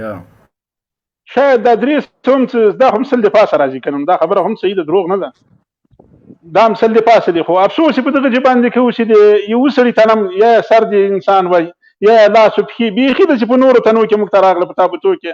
نو خدای د خیر پېښې سره دغه د سولې طرف ته ډېر کوشش کوي، دا د جنګ طرف ته د یو مارشال دوستم په نوم په وجه باندې موږ دومره سخت تخریب مه کوئ، د موږ د سربازانو کور پکې ړنګ شو.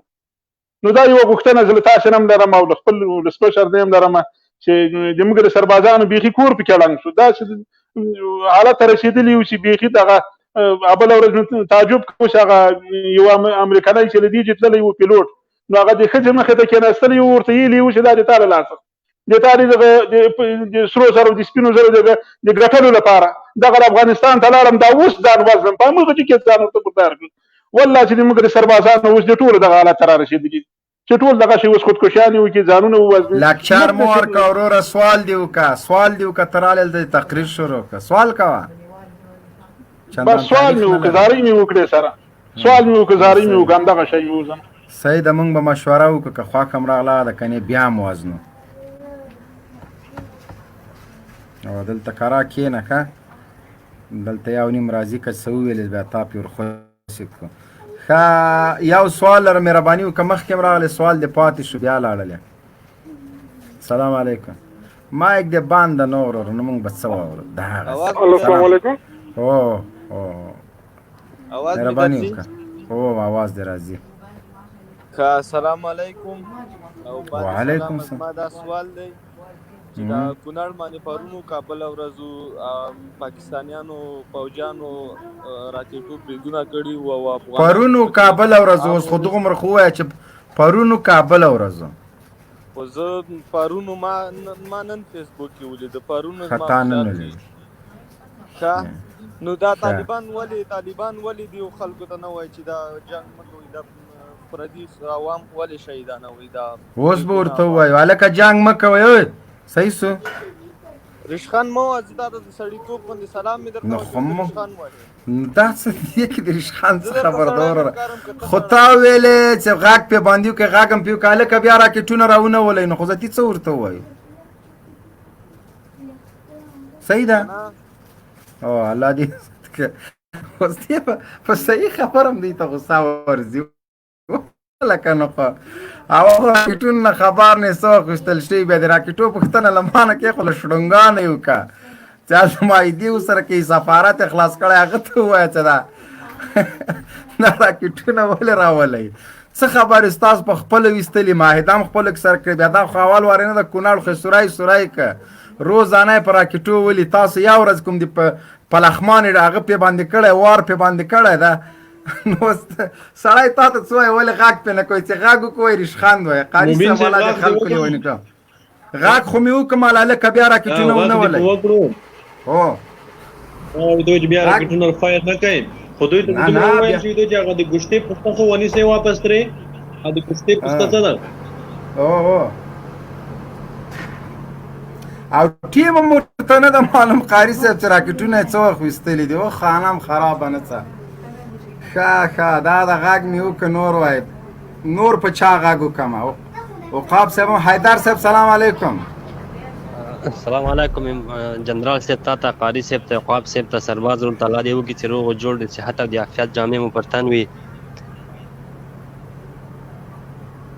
جنرال صاحب الله دې عزت کړي، مهرباني. جنرال صاحب مخکې له موضوع نه زه دغه ورور ته دا اوس راغلی و د پاکستان پوښتنه کوله. اول خو چې د پاکستاني ځواکونو برید کړی، دا د کابل د ادارې په پوستو برید کړی، دا د سرحدیانو پوستې دوی ویستلې دي. په دوی کې دونه جرأت او دونه مردانګي نه وه چې دوی خپله دفاع وکړي. دا د دوی خپله نن چارواکو یې دا وکړه چې د پاکستاني فوجیانو لخوا د موږ په پوستو باندې برید سوی ده. دا ډېر جای د شرم ده، ډېر جای د افسوس ده چې پاکستاني فوجیان په دوی برید کوي او دوی بیا راځي دلته په موږ باندې دا بیا موږ ته وایي چې غږ پې ولې نه کوئ؟ نو بیا چې غږ وکوئ رشخند وایي. نو د یو غږ دې ما ته وویل، ما ورته ویل هلکه بیا ډزې ونه کوئ، نور څه ورته ووایو؟ بالکل بالکل یعنی دا په دې معنا چې د دوی دفاع به هم زتي مونږ کوو خو په هر حال شرم و ضلالت خو په دوی کې نسته راځم موضوع باندې خو به خوشي کوي کاول نه یا خر به خوشي کوي د لیست مطابق به خوشي کوي چې یو هم کم وي نو فکر نه کوم چې اسلامي امارت دوی سره خبرو ته تیار سي د هغه مطلب دا وایي کونډه به مې ډو کا حفظان ما ناوخته کا هر څه به مني ډېر ناوخته به وي مني د دوی سره کرښې نورې بیخي فاتې نه دي او نه موږ ورته د سرو کرښو په نظر ګورو تاسو به واورئ ډېر ژر چې د اساسي قانون کې هم دوی غږ وکړي چې بس راځئ موږ شرعي هغه د سره منلی ده نو زور انشاءالله پرې راغلی ده ښه پرېمانه پرې راغلی ده او موږ اوس ورته وایو اوس هم وخت نه ده ترې تېر چې راځئ سرې کرښې هم نورې بایللي اعتبار هم خوړلی ده شرعي نظام او د بندیانو په پروسه کې خنډ مه واقع کوئ چې دا تاسو ته په ډېره ګرانه بیه پورې وځي لکه د سمنګانو همداسې مبین صاحب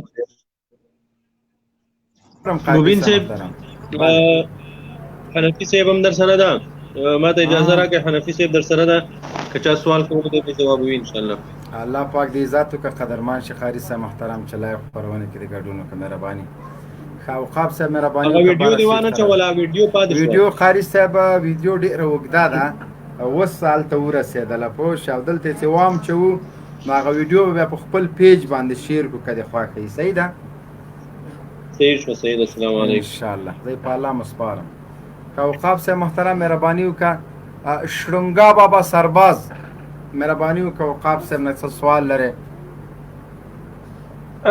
زه دلته په د سرحد باندې ولاړ یم لږ مصروف یم پنجابیان عسکر دې خواته را روان دي چې خامخا تجاوزونه کوي نو زه هغوی ته بیخي منتظر یم ګوره کوم عسکرونه ولې چې بیا به بعد او پور درنه غواړي پیسې به نه یې درسره ډېره ګزاره کوه تاسو ته اشرف غني د افغانانو د وژلو چاره در سپارلې د پنجابي په نوم ګورئ چې رښتیا پنجابی ونولئ چې بیا به م خراب تراب کې پوه شولې او غلی سه دومره ترزن نه صابر جان سلام علیکم صابر جان وختکته کو ځکه چې غږ نه کوي خاص که صابر جان لاړې حیدر رور تا خبرې وکړلې دغه بل خان رور سلام علیکم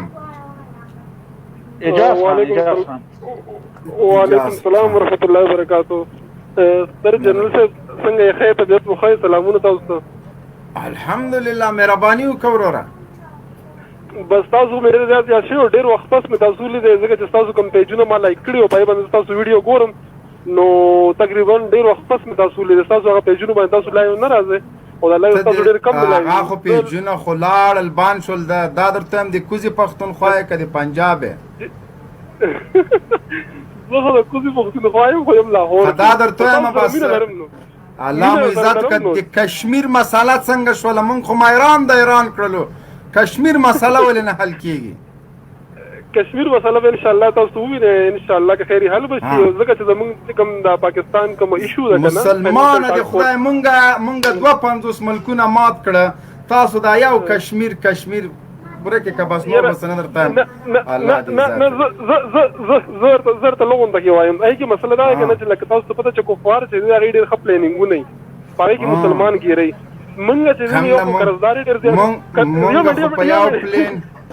مونږ خو په یو پلین کې هم ګیر نه کړلو زه الله دې عزت وکړه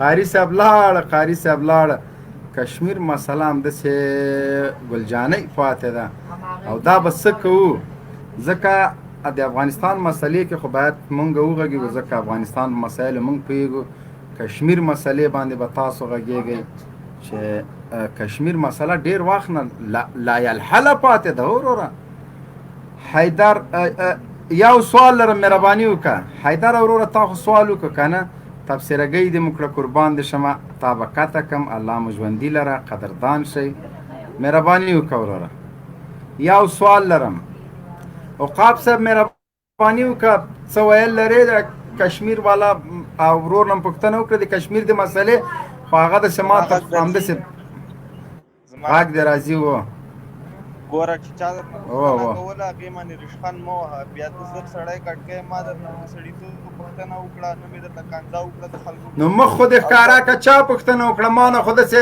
ما نه خو چا پوښتنه نه ده کړې، مهرباني وکړه وروره ته دې مخ ښکاره کړه قربان دې سمڅیا ورته دې ووینمه چې ته هغه یې که نه یې. ګوره غلطه خبره دې مو کړه، ما درته څه ونه ویلې. ته د کامره ده خواته کوې، زه د یو عکس واخلم.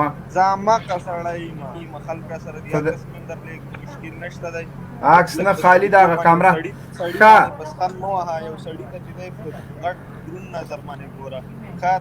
قربان دې شم. ګوره خبرې ته غوږ شه، خبرې ته غوږ شه. ګوره تا ویلې چې ته په هغوی باندې ولې غږ نه کوې چې دا کونړ په راکټونو باندې ولې ما پرې غږ وکړې لکه نور راکټونه راونه ولې نور څه وکړم که تا راته ویلې ولې جنګ نه ورسره کوې ډایرکټ مې توپاک راخیسته جنګ مې ورسره. خو تا به غټه پوښتنه کړې وه، داسې غټ سوال به دې کړی ته ولې غږ ولې نه پکې ډایرکټ نخ چغ مې غږ پې باندې وکړه.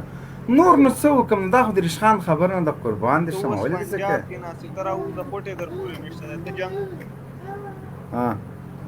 دا اوس ښه وګوره، دا د انسانیت ده.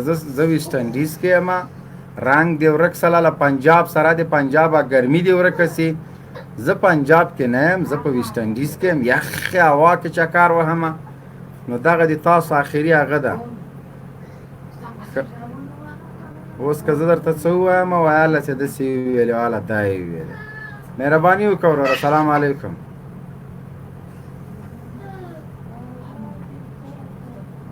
بیا راغی، مخکې مې ښه ورته ویلې غږ مې پې وکړه، دغه د راغی سرباز مې درپسې راواخېسته. هلکه خو تا ویلې غږ پې وکړه، غږ مې پې وکړه، هلکه بیا راکټونه ونه ولئ. نور نو څه وکړمه؟ عبدالبصیر ستانکزی صاحب. عبدالبصیر ستانکزی صاحب مهرباني وکړه لکه چې خوب ته ناسته دا راغی. السلام علیکم مبین صاحب، څنګه یې؟ ستړی مې سې جوړ یې؟ خیر یې؟ جوړ تازه تکړه خیرات د کراري ده. والله شکر دی، خدای پاک فضل ده. مهرباني وکړه وروره. الحمدلله. سوال ته دې ډز ورکړه د خیره. موضوع په باره کې لږ زره معلومات راکړې وبښنه. موضوع خو وچه کلکه د کشمیر و، خو تانه به د بندیانو د خلاصون د لیست مطابق جریان لري. لیست نه خوا دو خوا بندیان نه منو، د کابل د مزدور ادارې نه هم نه منو، وچ کلکې له امریکایانو نه غواړو او د لیست مطابق یې غواړو. نه لیست نه خوا ته ځو نه دې خوا ته. او یو مې نن پسې پې ور د پاسه که 15,000 یو د ما له خوا 15,000 یو بندیان سو چې دا یو هم راخوسې نه کړي بیا یې مو سره نه منو. مهرباني. هو بالکل دا خبره خو صحیح ده. نو دغه باره کې معلومات راکړه، تاسو ته معلومات دي که نه؟ نو دا بندیانو لیست څو ته رسېدلی ده؟ بندیانو لیست 4,190 ده غالبا. عقاب صاحب همداسې ده که نه؟ که 4,090 دي دغسې دي، مطلب 900 بندیانو حکومت هم 900 کسه بقایا ده. هغه د کابل مزدور اداره. نو دا نورو بندیانو په اړه باندې څه وایي؟ افغان حکومت خو هېڅ واک او اختیار هېڅ هم نه لري. کومه ده حکومت په کوم بندیانو باره کې؟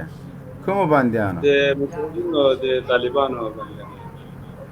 هغه خو ختم سو، بس هغه 800 کسان پاتې. دا به هم د لیست مطابق همدا مو موضوع د لګیا ده، خوسې کېږي له خیره سره چې خوسې یې نه کړي، مذاکرات نه کوو.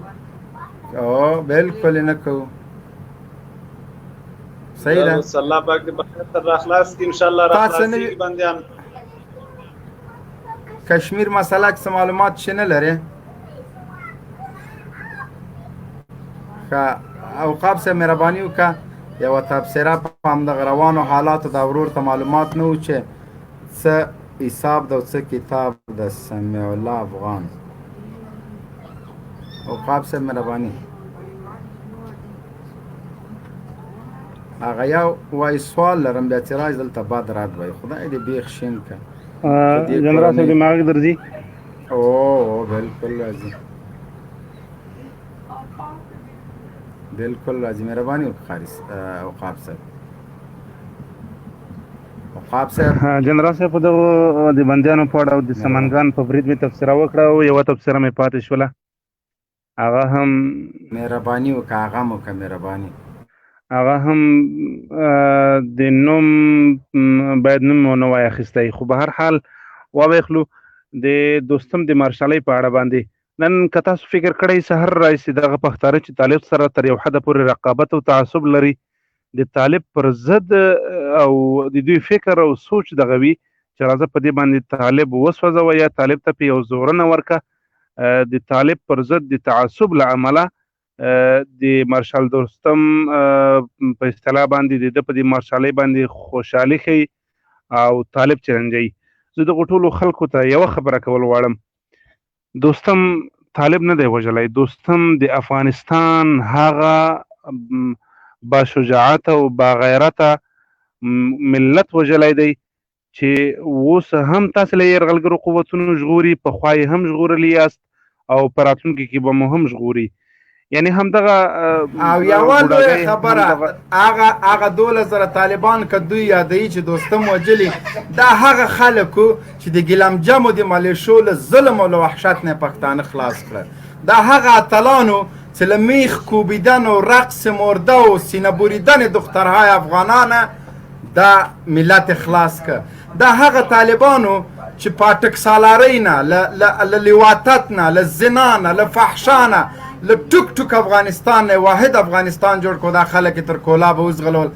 دا هغه اتلانو چې د تا د عزت په خاطر باندې هلته لکه څارویو غوندې قصابي شول. مهرباني عقاب صاحب. دویمه خبره د دوستم د خبرو په مورد کې ومنن دغه مراسم په ژوندۍ بڼه باندې څارل. په اولو وختونو کې طالبانو ته اخطار ورکړ، ویې ویل که چېرته 6 میاشتې ما ته وخت راکړل سي، امتیازات راکړل سي او ما تجهیز کې حکومت یا امریکا، زه په 6 میاشتو کې د افغانستان له جغرافي نه طالبان ختم کړم.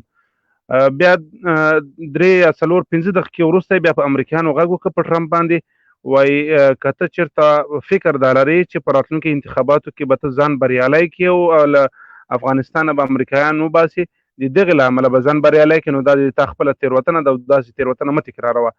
یعنې خپله په دغه 2 3 4 دقیقو کې خپله تضاد سره یو ځل هلته طالبانو ته اخطار ورکړو، په دویم ځل باندې هلته خپل د ډار او د ویرې احساس وکړه.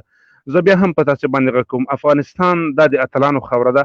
افغانستان د هغو غیرتمنو اتلانو خاوره ده چې د مبین صاحب د خبرو په تایید باندې موږ او تاسې له 3 لویو امپراتوریو نه وژغورلو. یوه داخلي امپراتوري وه، افغانستان تجزیه سوی و، په افغانستان کې رنګارنګه کرنسي یا رنګارنګه لوټونه او پیسې چلیدې. په افغانستان کې چا 1 کیلومتر مزل نشو کولی، ځان سره خپل وړوکی بچی نسو ګرځولی، ځان سره پیغله لور او خپله بیبي نسوی ګرځولی. حتی ډېرې داسې واقعات موږ اورېدلي دي چې انسانیت د هغې د بیانولو نه شرمېږي. لهذا تاسې دغو خبرو باندې موږ نشي سوځولی. موږ هغه قوم یو چې الله رب العالمین راته په جهاد باندې عزت راکړی ده، الله رب العالمین راته په شهادت باندې عزت راکړی. موږ به هیڅکله هم له شهادت او له جهاد نه تر هغه وروسته پاتې نشو تر څو موږ خپل اهداف نه وي حاصل کړي. د موږ 2 مهم هدفونه دي، د اسلامي نظام نفاذ او د اشغال اختتام یا پای.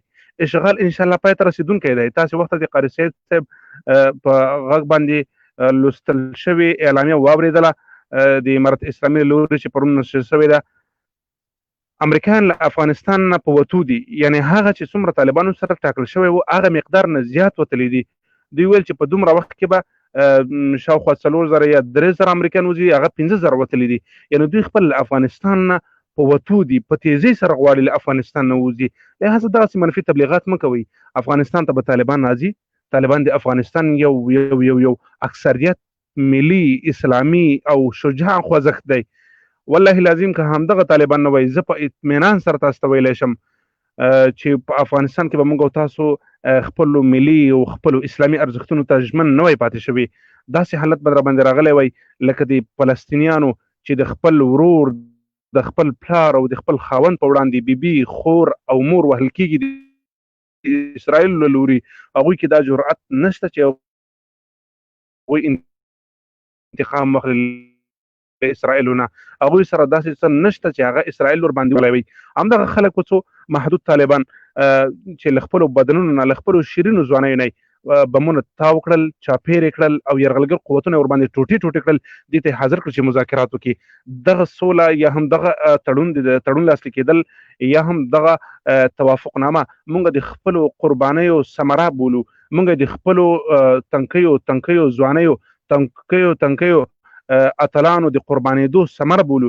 موږ یقینا چې د دغو اتلانو په قربانیو سره دغه منزل او دغه مرام او دغه مقصد ته رسېدلي یو. د موږ د ازادۍ او د استقلاليت کښتۍ انشاءالله تر ساحله رسېدونکې ده. نږدې به انشاءالله موږ خپلې بریا ته ورسېږو. جنرال صاحب د ملګرو سوالونه به راواخلو. مظلوم افغان صاحب نمبر دی او که د فیصل افغان صاحب دی؟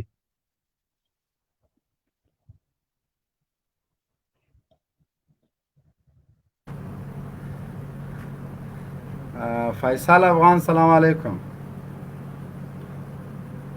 سلامونه نیکی هیله. وعلیکم سلام. دا چی شو باره موضوع ده؟ الله زه خو اوس راغلم. موضوع خو مو دغه موضوع ده وروره چې طالبانو نجیب ګاو لکه دوستم چې داسې زونډي لګولي هغې لګولي دي که نه، نو هغه هم همداسې شیونه لګولي، لیکن طالبانو چې په چاو کې را ځوړند که 3 ورځې ځوړندو یو خلقي او پرچمي پیدانو چې مړی کته کي. دا څوک؟ نو ډاکټر نجیب؟ ډاکټر نجیب نه، نجیب ګاو. ای دا ښځه بچې دلته تیار په ماشه درته ناست یم، خوله کې به دې هډوکی درکړم. کم اصله سړی موضوع په څه شي ده؟ خر خو نه یې، خو دلته مې موضوع درته لیکلې وې وایه که نه. لچکه خبره دې خوله کې بنده سي. مظلوم افغان مهرباني وکړه بچې، دا موضوع چې ما درته ویلې دې قوارې نه مې وپېژندې ته دې سړي بچی نه. السلام علیکم. کښېنه بس کنه مظلوم چکه څنګه مې کته کړلې، خوله کې مې هډوکی دار کړه. هلته ګوره دغه شی ودې لیده. مظلوم افغان مهرباني وکړه. السلام علیکم. وعلیکم سلام. سلامونه تا ته خان صاحب ته نور جواران ته ښه خو یاست؟ مننه خیر اوسې، جزاک الله. مهرباني وکړئ ورور. زه هغه مې توت ته پورته کړه. د خاصه نه پوښتنه کوم هغه دا چې افغانانو سره خو ډېرو ظلمونه کړي دي. نن دوستان ته نن داسې مشالي ورکړل دغه مبارکي هم ته یې ته وایم ډېر داسې ماشاءالله په افغانستان کې پیدا دي. د دوستم د مارشالي مبارکي مونږ ته ولې راکړې ده؟ واسکټ یې پې ولې را باندې باسې؟ هغه مبارکي موږ سره کوو مظلوم افغان صاحب.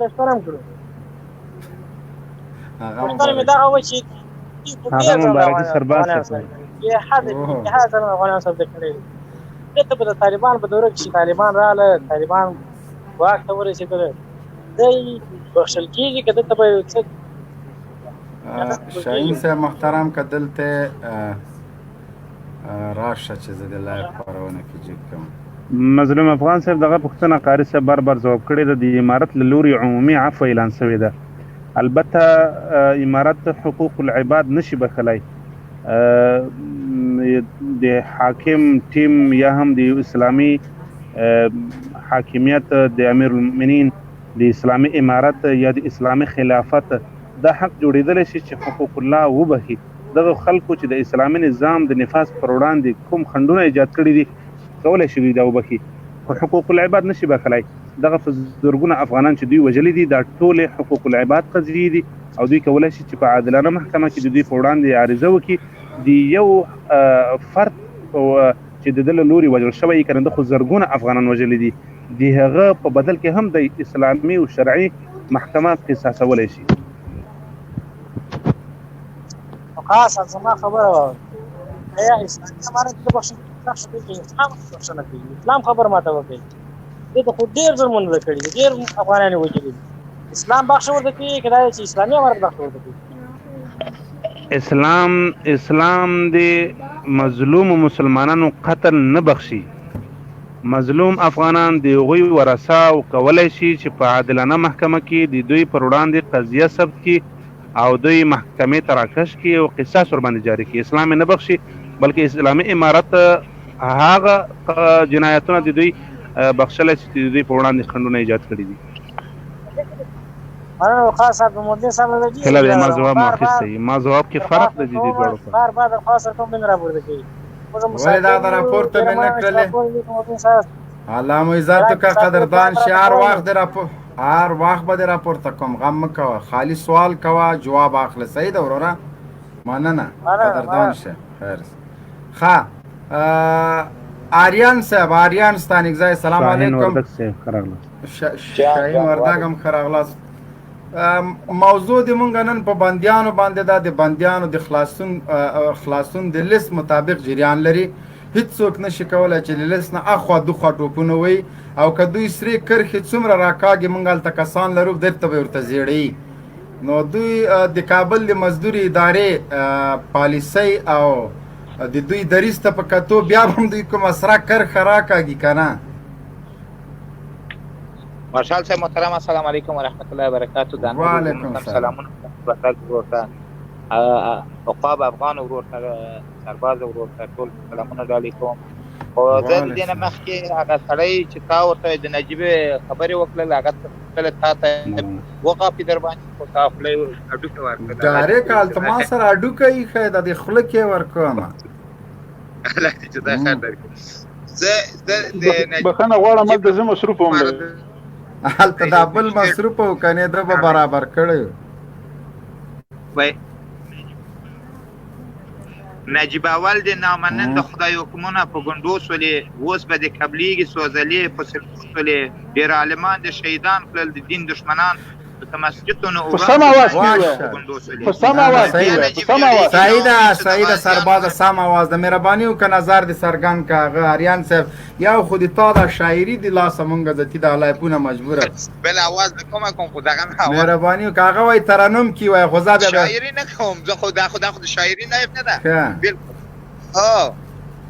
نه هغه خبر نه کوم زه ستا په خبره تاییدوم. زه غواړم هغه کمونستانو ته وایم چې نجیب د غازیانو نه ناامید شوله ګورې خراب شو په دار د خوند لپاره یو شعر وایي دلته یو ورور وایي چې زه پیج کې بلاک یم خو انشاءالله بلاک به نه زه دې ګورم بیا هم که بلاک خلاص به دې کړم. دغه مهرباني وکړه اریان صاحب زه دا کسان بلاک کې ګورم دا خلاصوم. ښه دلته یو ستړی ژوند بلاک د هغه هم خلاص که دغه لته خور سپای چې ده دغه به بلاک کې پرېږدم دا مخکې چې بد رد ویلې ستړی ژوند د هغه خلاص که حامد زرمتی مې بلاک نه خلاص که صرف هماغه ګلټیر مې پکې پرېښودم. مهرباني ماشاءالله صاحب محترم د اسلامي امارات هغه 15,000 بندیان چې اسلامي اماراتو امریکا سره یې لاسلیکن کړي دي خو د دوی نه غوښتل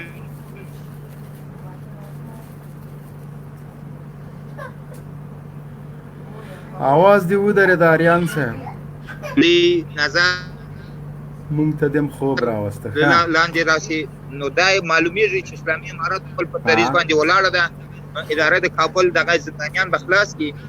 نو هغه هفه چې امیر المؤمنین الله هیبت الله اخندزاده حفظه الله دوی ته ورکړې ده انشاءالله چې ورځې به راسي دغه ورځ به دوی سره تمام سي نو بیا هغه وخت زور شمشیر و گردن و اینا نو هغه یو څه خلک چې د اسلام سره او د مجاهدینو طالبانو سره په تضاد کې دي او ځانو ته خپل رنګ الواف ورکړي دوی ته موږ دا پیغام ورکوو چې د اسلامي امارات دریځ تر اخره پورې یو دریځ ده. طالب به خپل د دریځ نه نښته کېږي تاسې به د طالب دریځ منئ چې ونه رسېدلو په توافق نه رسېدلو موږ د جنګ خلک هم لرو د خبرې لرو بیا انشاءالله ته څه وایې چې طالبان د تسلیمۍ خلک نه دي ثم الحمدلله طالبان کې داسې خلک ما به هېڅکله په دغه اروپا ته مې نه ویل چې طالب د افغانستان اصلي بچیان ما به هېڅکله د طالب اسم نه اخیستله خو زه په طالب باندې سر قربانوم یقین لرم ایمان لرم چې طالب خپل د دریځ نه نه راځي کښته طالب یا به طالب خرڅېږي نه طالب د شهیدانو ارمانونه نه خرڅوي طالب له ارزوګانو او له ارمانونو سره راځي مارشال صاحب دغه حزبونه چې دا اوس د اسلام ټیکهداران ځان ته وایي په کابل کې د اسلام ټیکهداران څه کوي د اسلام طالب لکه تاسې غوندې به معامله نه کوي کابل کې ټیکهداران میکهداران نشته ورور عادي تامې دوی خو ځانو ته وایي هر څوک د ځانو ته هر څوک به ځان ته هر څه وایي وروره دلته دی اوس دغه د مارشالي د دوستم مارشالي د اشرف غني په لاس کې واخیستله د لکه نجیب ګاو غوندې انشاءالله د ده ورځ هم به راسي چې وژړېږي بیا به د خپل دغه نظر نه بلی به یو رقم ماسمالي کړي ورور یې کې مړې کړي اشرف غني دا مړې کړي اوس خو مارشالي دې ورکړه یو نفر ورته ولېږه په دا تندې وله چې مردار شي ورته وایي چې ګوره مارشالي دې واخیستل بیا مردار شو څه وکړم لاره یې درته ستا اشرف غني مردار یې که ته یې مردار کړې چې په دې کې تا ته به ډېر خدای د تا د ګناهوانو نه به تېر کړي هغه ستا د لورو بچیان دي چې په امریکا کې ناسته ده د عیشنوش کې د هغه د دغه ګناوانو نه به خپل ځان ته به لږ ځان لاره خلاصه کړې. مننه ستانکزی صاحب، موږ سره اوسه. دغه د افغان په نوم دغه ورور نه به سوال راواخلو، سرباز وقاف صاحب موږ سره د دوی به جواب ورکړي. مهرباني وکړه افغان ورور. ګورئ په سټوډیو کې چې یا ورته چا خبرې وکړلې، دوباره هیله کوم د راتلو کوشش مه کوئ. الله پاک مو عزت وکړه. هغه که ترانې مو ویلې وي که ترانه خوانې، بیا دوباره د راتلو کوشش مه کوئ. ټول افغانان حق لري سټوډیو کې یو سوال دوه سوال وکړي، خپل هغه وکړي. دغه ورور څه نومېږي؟ د امانه چې لاندې د وقاف صاحب ما ته نه ښکاري، داسې ګډ وډ راته ښکاري. دا تا نه اوس لاندې ده. دا بخت محمد هغه چې د محمد رفیع محمد رسول محمد رفیع السلام علیکم. السلام علیکم ورحمۃ اللہ وبرکاتہ. وعلیکم السلام ورحمۃ اللہ وبرکاتہ. مبین صاحب تاسو ته وقاف صاحب ته نور ملګری ته او ټول د لیف ګرونان ته زما طرف نه سلامونه قبول منظور وګورئ. وعلیکم السلام. ډېر وخت نه مبین صاحب کوشش کوم چې تاسو لیف ته راشم. نو دا د نن د قسمت کار کوم سټوډیو ډاکه د معنی هیڅوک نه سره اخیستلی، نو په دغه وجه دلته هجوم مهرباني وکړه سوال دی. خیر اوسې مبین صاحب زمونږ ویاړې، مونږ همیشه په تا ویاړو. مونږ ته چې وخت هم رای نشي مشکل نه ده، مونږ سره د ستاسو تعقیبوو، همیشه ستاسو لیفونه ګورو شیرو، بس ستاسو هر څه سره مونږ مطلب مونږ مشکل نه لرو. او مبین صاحب نن مې یو خبره ذهن ته راغی او بنګالۍ سره مې خبرې کوو که نه، نو هغه البته د موضوع نه لرې خبره ده. که مشکل نه یا خبره به ووایم، که مشکل بیا به مشکل نه ده، زه به خبره نه کوم. هغه بنګالۍ ما درته څه ویلې که نه، د خیر سره وي چې د طالبانو حکومت راشي که نه، پر انشاءالله خو ډېر زر به د طالبانو د خیر سره حکومت راځي. چې د طالبانو حکومت راشي، یا خلک چې مطلب ظلمونه کړي د خلکو کورونه پورې مطلب کورونه ته چاپې وړي دي او ډېر مسلمانانو په شهادت رسولي دي، عالمانو په شهادت رسولي وي، هغه سره به ستاسو انجام وي. لکه څه کوي؟ لکه هغه خلک چې د امریکانو سره مطلب د امریکان په تیارې کې راغلي دي افغانستان کې، نو هغه سره به ستاسو څه کړنه وي لکه مطلب. نو ما ویل نه پوهېږم دا سکشویان خو ټول د امریکانو په تیارو کې راغلي، دا فل برایټان د غرب تالی سټي دا که په تیارو کې راغلي، که په ډاټسنو کې راغلي او که په کشتۍ کې راغلي دي، دوی سره به ملت قضاوت کوي. د افغانستان اسلامي امارت صرف دوی ته هغه عفو عمومي کې څه ده، هغه کې حقوق العبد نشته، هغه کې د عام افغانانو چې چا سره ظلم کړی، وحشت کړی، د هغوی حق څوک نشي بخلی. هغوی سره به حساب کتاب کېږي، محکمه به دایریږي انشاءالله، لکه نجیب به په دار زړیږي. نو دا بار دا سوال غسوی ده. او بله خبره دا درته کوم چې افغانستان د ټولو افغانانو کور ده. دلته به ټول افغانان په ګډه موږ ژوند کوو، د هر قوم، د هر ژبې او د هر مذهب خلک چې وي په یو افغانستان کې د یو بیرغ لاندې او د یو حکومت تر واکمنۍ لاندې به انشاءالله ټول راغونډېږو او په ګډه به مټې رانغاړو او د افغانستان به جوړوو. دغه خبرې دي. نو قربان دې شمه، دې کې نور اخوا څه نشته. دغه بل ورور what is our name؟ بخت محمد. بخت محمد خانه مهرباني وکړه. بخت محمد خان ښه، بخت محمد خان هم لاړه. نیازی نظرخیل سلام علیکم. وعلیکم السلام. مبین خان ستړی مشې جوړ تازه تکړه. الحمدلله مهرباني وکړه ورور. مبین استاد موضوع څه باندې ده؟ موضوع دا مکمل د بندیانو موضوع ده. په دې پاټه باندې لیکه تیریږي 15 د 2020 د بندیانو د خلاصون د لیست مطابق د بندیانو خلاصون جریان لري. د لیست مطابق د بندیانو خلاصون جریان لري ان شاء الله العزیز. الله پاک ټول بندیان خپل کور ته صحیح سلامت راولي او ان شاء الله دا به راځي. بندیان به ټول خپل کور ته ان شاء الله خیر راځي به او الله دې خپل کور ته په خیر سلامت سره ورسوي. امين. الله مې عزت وکړي. نور مهرباني وکړي هغه په باره کې څه نظر لري؟ طالبانو بل ورځ ډېر غټ بیس ختم کړی په شمال کې او په سنګین کې یو پوسته بیخي وهلی و، سر یې پرې نیولی و. هغه د مبین صاحب بیرغ دې بیخي ورک کړی ده. بیرغ یقین دی اوس دغه د بیرغ اوس هم دلته راسره چېرته ایښی دی. هغه یو 1000 لږ زره زوبل ده چې هغه ټیک کړمه انشاءالله، بس بیا به صحیح شي. هغه خالي جوړول غواړي. بس مبین صاحب ما اوله دفعه وه چې تاسو سره په لایف برخه کې برخه اخلم او تاسو سره غږېږم. انشاءالله روان کې به بیا هم خپل نظریات سره شریکوو انشاءالله. الله مو عزت وکړه، قدردان شئ. محب الله انتظار. سلام علیکم. اورې مطیع الله، محب الله، محب الله، محب الله انتظار. ښه محب الله وروره بیا سیدو ته رانیسه. اوس راځي، مهرباني وکړه. د هر تر مخې مبین صاحب تاسې عقاب صاحب محترم او په سټوډیو کې ناستو ملګرو لیدونکو اوریدونکو ته سلامونه او نیکې هیلې او احترامات وړاندې کوم.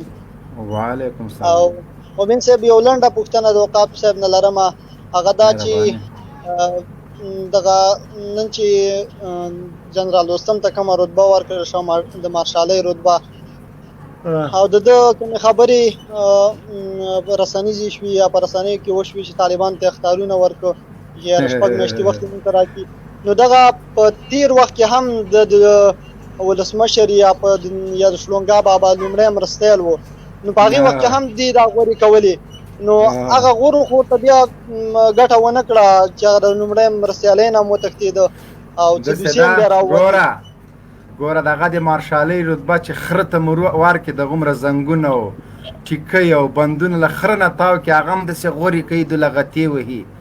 دا خو هلته نو مارشالي رتبه یې ورکوله، ورور هغه زنګین واسکټ یې ورپه سار که، هغه له ټیکۍ او له 100 رقمه ګلانو نه ډک یو زل یې ورپه غاړه که، نو دومره ډوزې خو به ولې وروره، نو تاسو ولې داسې کوئ وام اورېده؟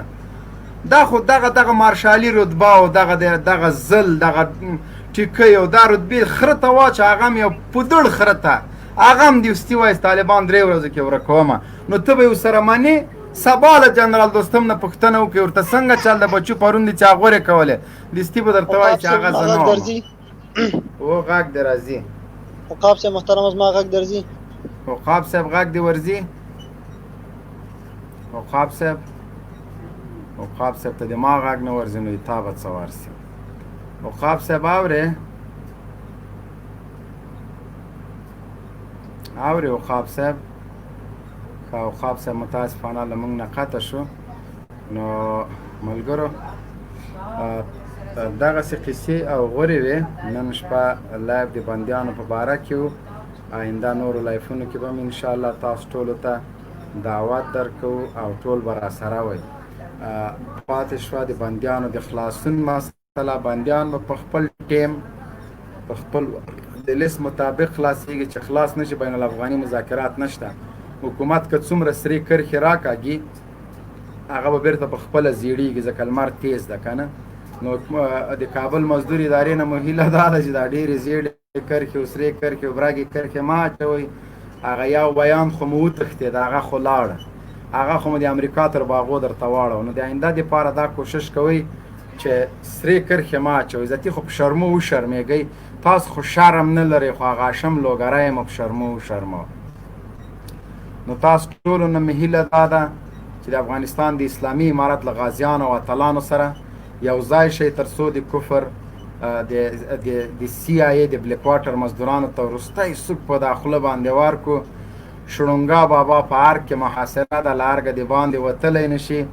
د افغانستان اسلامي امارت یوازینی مدافعین، یوازینی د دې وطن د اهل کار خلک دي، په دې وطن قرباني ورکړې. د افغانستان اسلامي امارت غازیان او اتلان مشران نه تنها دا چې د افغانستان په اوسنی انقلاب کې بری ترلاسه که، ځینې خلک ځینې رهبرانو ته د دروغو القابونه ورکوي چې د افغانستان 90% جهاد په مخ وړه. نه، دا دروغ دي، له کاذبانه القابونه به تیر شو، د خلکو په سترګو کې به خاورې نه اچو. هغه چا چې کابل په کنډواله بدل کړ، هغه چا چې د شهیدانو ارمانونه یې خرڅ کړه، هغه چا چې د کونډو رنډو په ارمانونو یې لوبې وکړې، د شهیدانو وینې خرڅې کړلې، هغه هېڅکله د جهادونو اتل نشي ګرځېدلی، نه یې له امریکایانو سره جهاد کړی او نه یې له روسانو سره کړی. روسانو سره هم جهاد د افغانستان غیور ملت کړی ده، له امریکایانو سره جهاد هم د همدغه افغانستان غیور ملت کړی ده. مونږ هېڅکله د دروغو اتلان د واورو پړانګان نشو منلی. د جهاد په وخت کې هم همدغه تنظیمونو مجاهدین علما په شهادت رسولي، له شانه یې ویستلي دي. تیرو خبرو ته به نه ځو، چاته به اخطارونه نه ورکوو، د دروغو میډالونه به د خلکو په اوږو نه ټومبو. هیڅ جهادي رهبر په افغانستان کې جهاد نه ده کړی. جهاد چې کړی ده د افغانستان غیور ملت کړی ده. د هیڅ جهادي رهبر زوی د کورنۍ غړي د افغانستان په جهاد کې نه مایوبه سوي نه شهیدان سوي. ټول جهادي رهبران په افغانستان کې فیوډالان دي. اکثریت ټول نه، اکثریت بلند منزل لري، اکثریت اوس هم د امریکایانو د کور کرایه ورکوي. اکثریت جهادي رهبران اوس هم د امریکا په غېږه کې تغذیه کیږي. د دروغو اتلان موږ هېڅکله نه منو. موږ دا مبارزه د چا دپاره نه ده شروع کړې. طالب جان سیستم د زړه سر مې ده. د جهاد له ارمانونو سره یې لوبې نه دي کړي، د جهاد ارمانونه یې نه دي خرڅ کړي، د مجاهدینو ارمانونه یې نه دي خرڅ کړي، د شهیدانو په ارمانونو یې لوبې نه دي کړي. او دا مو امید او تمنا ده. او د هیڅ طالب مشر زوی څوک نسي راته ښودلی چې په اروپایي ملکونو کې د پنیکر او په چوتي کې ګرځېدلی وي. دغه جهادي رهبران چې نن ځان ته جهادي رهبران وایي او دا خبرې کوي چې د افغانستان 90% جهاد رهبري کړی، دا کاملا دروغ ده. د افغانستان په جهاد کې هغه وخت هم علماو کاملا ونډه درلودله. د افغانستان جهاد په مخ وړه. د افغانستان د مظلوم ملت د روسان په وخت کې جهاد کړی، شهیدان یې ورکړي، دشتې په قبرونو باندې آباد کړي، کورونه یې وران شوي، مهاجر شوي دي. لیکن هغه تش په نوم جهادي رهبران اوس هم د امریکایانو په غېږه کې اوسي. تش په نامه جهادي رهبران اوس هم د امریکایانو د کور کرایې ورکوي. په همدې حکومت کې غړي برخه لري، په خپله برخه لري. ډېر د هغه حزبونو قمندانان له امریکایانو سره والیان وزیران تیر شوي. د دې 18 کلن اشغال ترڅنګ د موږ مجاهد ملت په شهادت رسولی ده. نو افغانستان کې به خپل منځي اختلافاتو ته لمن وهلو ته څوک پرې نږدو. د افغانستان راتلونکی د طالب جان په لاس کې ده. د افغانستان راتلونکی د هغه چا په لاس کې ده چې قرباني یې ورکړي دي. البته دا نور ګوندونه حزبونه کولی شي چې طالب جان سره اوږه په اوږه مخ ته لاړ شي. دې هېڅ چاته موږ اجازه نه ورکوو چې د طالب جان سره په څنګ کې د بیل تنظیم په نامه باندې مخکې لاړ شي. هر څوک کولی شي، هر افغان کولی شي چې طالب تر وزرې لاندې مزل وکړي او خپل مرام او هدف ته ورسیږي. دلته به چا د دروغ اتلان له چا نه جوړوئ. دلته موږ په سوشل میډیا کې ګورو ځینې خلک پیدا شوي دي، ځینې خلکو نه د دروغ اتلان جوړوي چې تاریخ ټول افغانانو ته معلوم ده. نوم یې نه اخلم، تور تاریخ معلوم ده، پاټک سالاري معلوم ده، غصب معلوم ده، د ملت سره خیانت معلوم ده، د شهیدانو له وینو له ارمانونو سره لوبې معلوم دي. هغه خلکو ته هېڅکله که څوک له موږ نه دا امید کوي چې موږ د تاسو مشرانو ته اتلان وایو، نو تاسو د موږ مشرانو ته اتلان ووایئ. کله وحاشه هېڅ خاین ته به په هېڅ قیمت باندې اتلو نه وایم، هېڅ جاسوس ته به په هېڅ قیمت باندې اتلو نه وایم، هېڅ هغه چا ته به په هېڅ قیمت اتلو نه وایم چې په لسګونو واره د طالب په مقابل کې جهاد فرض عین بللی ده. خو لیکن نن الله پاک لارې خوا ذلیله کړی، رسوا کړی ده. نو نن غواړي چې د دروغ اتلولي خپل ځان کې. مونږ ویښ یو، مونږ بیداره یو، هېڅ چاته اجازه نه ورکو. د مونږ اتلان د اسلامي امارت مشران، غازیان او په سنګر کې ناز مریان دي. هغه څوک چې د کابل کې د امریکانو په غېږه کې روزل شوي دي، د CIA مزدورانو د ګوند غټ غټ غړي په دې حکومت کې اوس هم ونډه لري. پخوا هم له امریکانو سره په چاپو کې د دې ملت په کورونو په ورانولو کې پوره ونډه درلودله. هغه د مونږ اتلان نه دي. په لوی رب مسپارم، سپېڅلې مبارزه به کوو، د الله د رضا دپاره یې کوو. رښتینې اتلان به دې ملت ته معرفي کوو. هېڅکله دروغجن اتلان 90% او 80% دعویداران د جهاد موږ نه منو. معلوم دی جهاد هم راته معلوم ده، پاټک سالاري هم راته معلوم ده، غصب او خیانت هم راته معلوم ده، د دې ملت له ارمانونو سره لوبې هم راته معلوم دي. د دروغ اتلان به موږ ته نه جوړوئ. د طالب د وزر لاندې که څوک مزل کوي، بسم الله الله اکبر کنې مخه یې ښه. یو چا ما ته اخطار راکه وایي که داسې نسي موږ به د طالبانو په خلاف جهاد اعلان کړو. زه رنګ دې ورک سه، لاس وارې د مشر جهاد اعلان کړی، څه توره یې کړې ده چې اوس ته پکې له اروپا نه راغپېږي چې زه به طالب په خلاف جهاد شروع کړم. طالب خلاف جهاد مهاد د پلار نشي کولی. موږ او تاسو له پخوا نه سره معلوم یو ان شاء الله العزیز په الله مو بروسه ده. افغانستان به ټوټې ټوټې او د تنظیمو په لاس کې نه ورکو. د افغانستان واحد دریځ او ادرس معلوم ده. سپېڅلي هغه خلک چې د امریکا امپراتوري ختمه کړې هغه د دې حکومت حقداران دي او د کابل واګې او چارې باید همغوی ته وسپارل شي. تر هغه پورې خپل مبارزه جاري ساتو تر څو مو د شهیدانو ارمانونه نه وي پوره شوي او خپله مبارزه په هیڅ قیمت باندې په چا باندې نه خرڅوو، نه په چا احسان کوو او نه چاته وایو چې دا مبارزه مې کړې ده. نه، د الله د رضا دپاره یې کوو. دا مبارزه خپله فریضه بولو. د طالب جان غږ اوچتول، د افغانانو د مظلومو هیوادوالو غږ اوچتول دا مو فریضه ده، دا مو حق ده. دا باید ادا کو، په ټیټ سر باندې باید ادا کو، په هیڅ چا باندې احسان ونه کو چې زه مبارز یم او ما مبارزه کړې ده. مې کوه کرا دې په کور کې کښېنه. که څوک د الله د رضا دپاره مبارزه کوي میدان ته دې راودانګي. دا مبارزه که په ځان فرض بولي، سنګر کې طالب خپل وینې تویوي، دلته ته خوله نشي تویولی په خلکو احسان کې. د څه شي احسان کې؟ دغومره حق افغانستان نه در باندې لري چې یو حق چغه جګه کې. نو بیدار اوسېږئ. سوشل میډیا کې د دروغ اتلان را روان دي، کاذب اتلان را روان دي. د ده مخه باید ونیول شي. اسلامي امارت د افغانستان د مظلوم ولس لپاره خپل غږ جګوي. اسلامي امارت د کابل د واګه چلولو حقدار ده، حق ده. قرباني ورکړې، د امریکا امپراتوري نسکوره کړې. د همدغه امریکانو تر وزرو لاندې لاس وارې په موږ باندې جهاد اعلان کړی.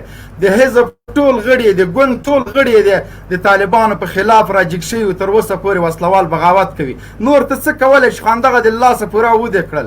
اوس چې موږ د زغمو ته خو مو شل وارې وزغمه. موږ چې در باندې پرده اچو ته خو شل وارې شکر وباسې. زه درته څه وایم نه. او دا به مې اخرنی واري چې نور د ګوندونو په نوم مبارزه په فیسبوک کې ونه ګورو. صرف د اسلام لپاره، د افغانستان لپاره، اسلامي امارت لپاره که څوک مبارزه کوي دا یې ګز، دا یې میدان، کنې دلته اوتې باوتې دې نه ولي. چټي چټیارې او لګیا یې له ځان نه شروع کړي.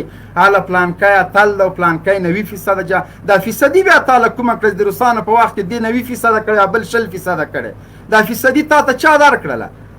د روسانو په جهاد کې د ما پلار، د ما تره، د ما عزیز، د ما تربور ټول شهادت رسېدلي. د همدغسې د ټولو افغانانو کورونه افغانستان په کنډواله بدل شو. لیکن جهادي رهبران اوس هم په داسې بنګلو کې اوس چې معاش یې نسي ننوتلی. احسان دې څه شي په موږ باندې کوي؟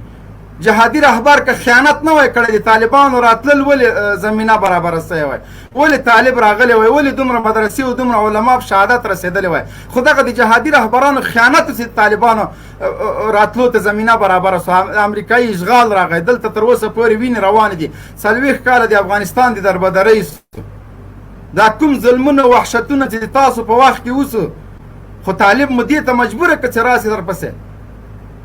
اوس راځئ زړې خبرې مو را شروع کړي دي. 50% هدف مو له دې نه څه شی ده چې دې 50% جهاد کړی، دې 90% او دې د روس ملا ماته کړې، دې د امریکا د چا ملا ماته کړې؟ د روسانو ملا د افغانستان ولس ماته کړله، د روسانو ملا د افغانستان مظلوم قشر ماته کړله. دا کوم رهبر نه ده ماته کړې. رهبران اوس هم خپلې مزې او چرچې کوي. کوم رهبر دې په زندان کې شپې تېرې کړي؟ کوم رهبر دې زوی مړ سوی ده؟ خو اوس هم په اروپا کې نیکرې اغوندي. خدای مو غار که په دغه اسلامي نظام چې تاسو موږ ته راوسته، تر ننه پورې د موږ د پازې پیزوان جوړ شوی. اوس هم له طالب نه په ډېر ډار باندې ډېر خلک حمایت نه کوي چې بیا د 90مو لسیزو جرمونه تکرار نه شي. تاسو وایئ چې د افغانستان جهاد مو وشرموه. نن بیا راجګېږئ د جهاد، د روسانو د جهاد د وخت خبرې کوئ.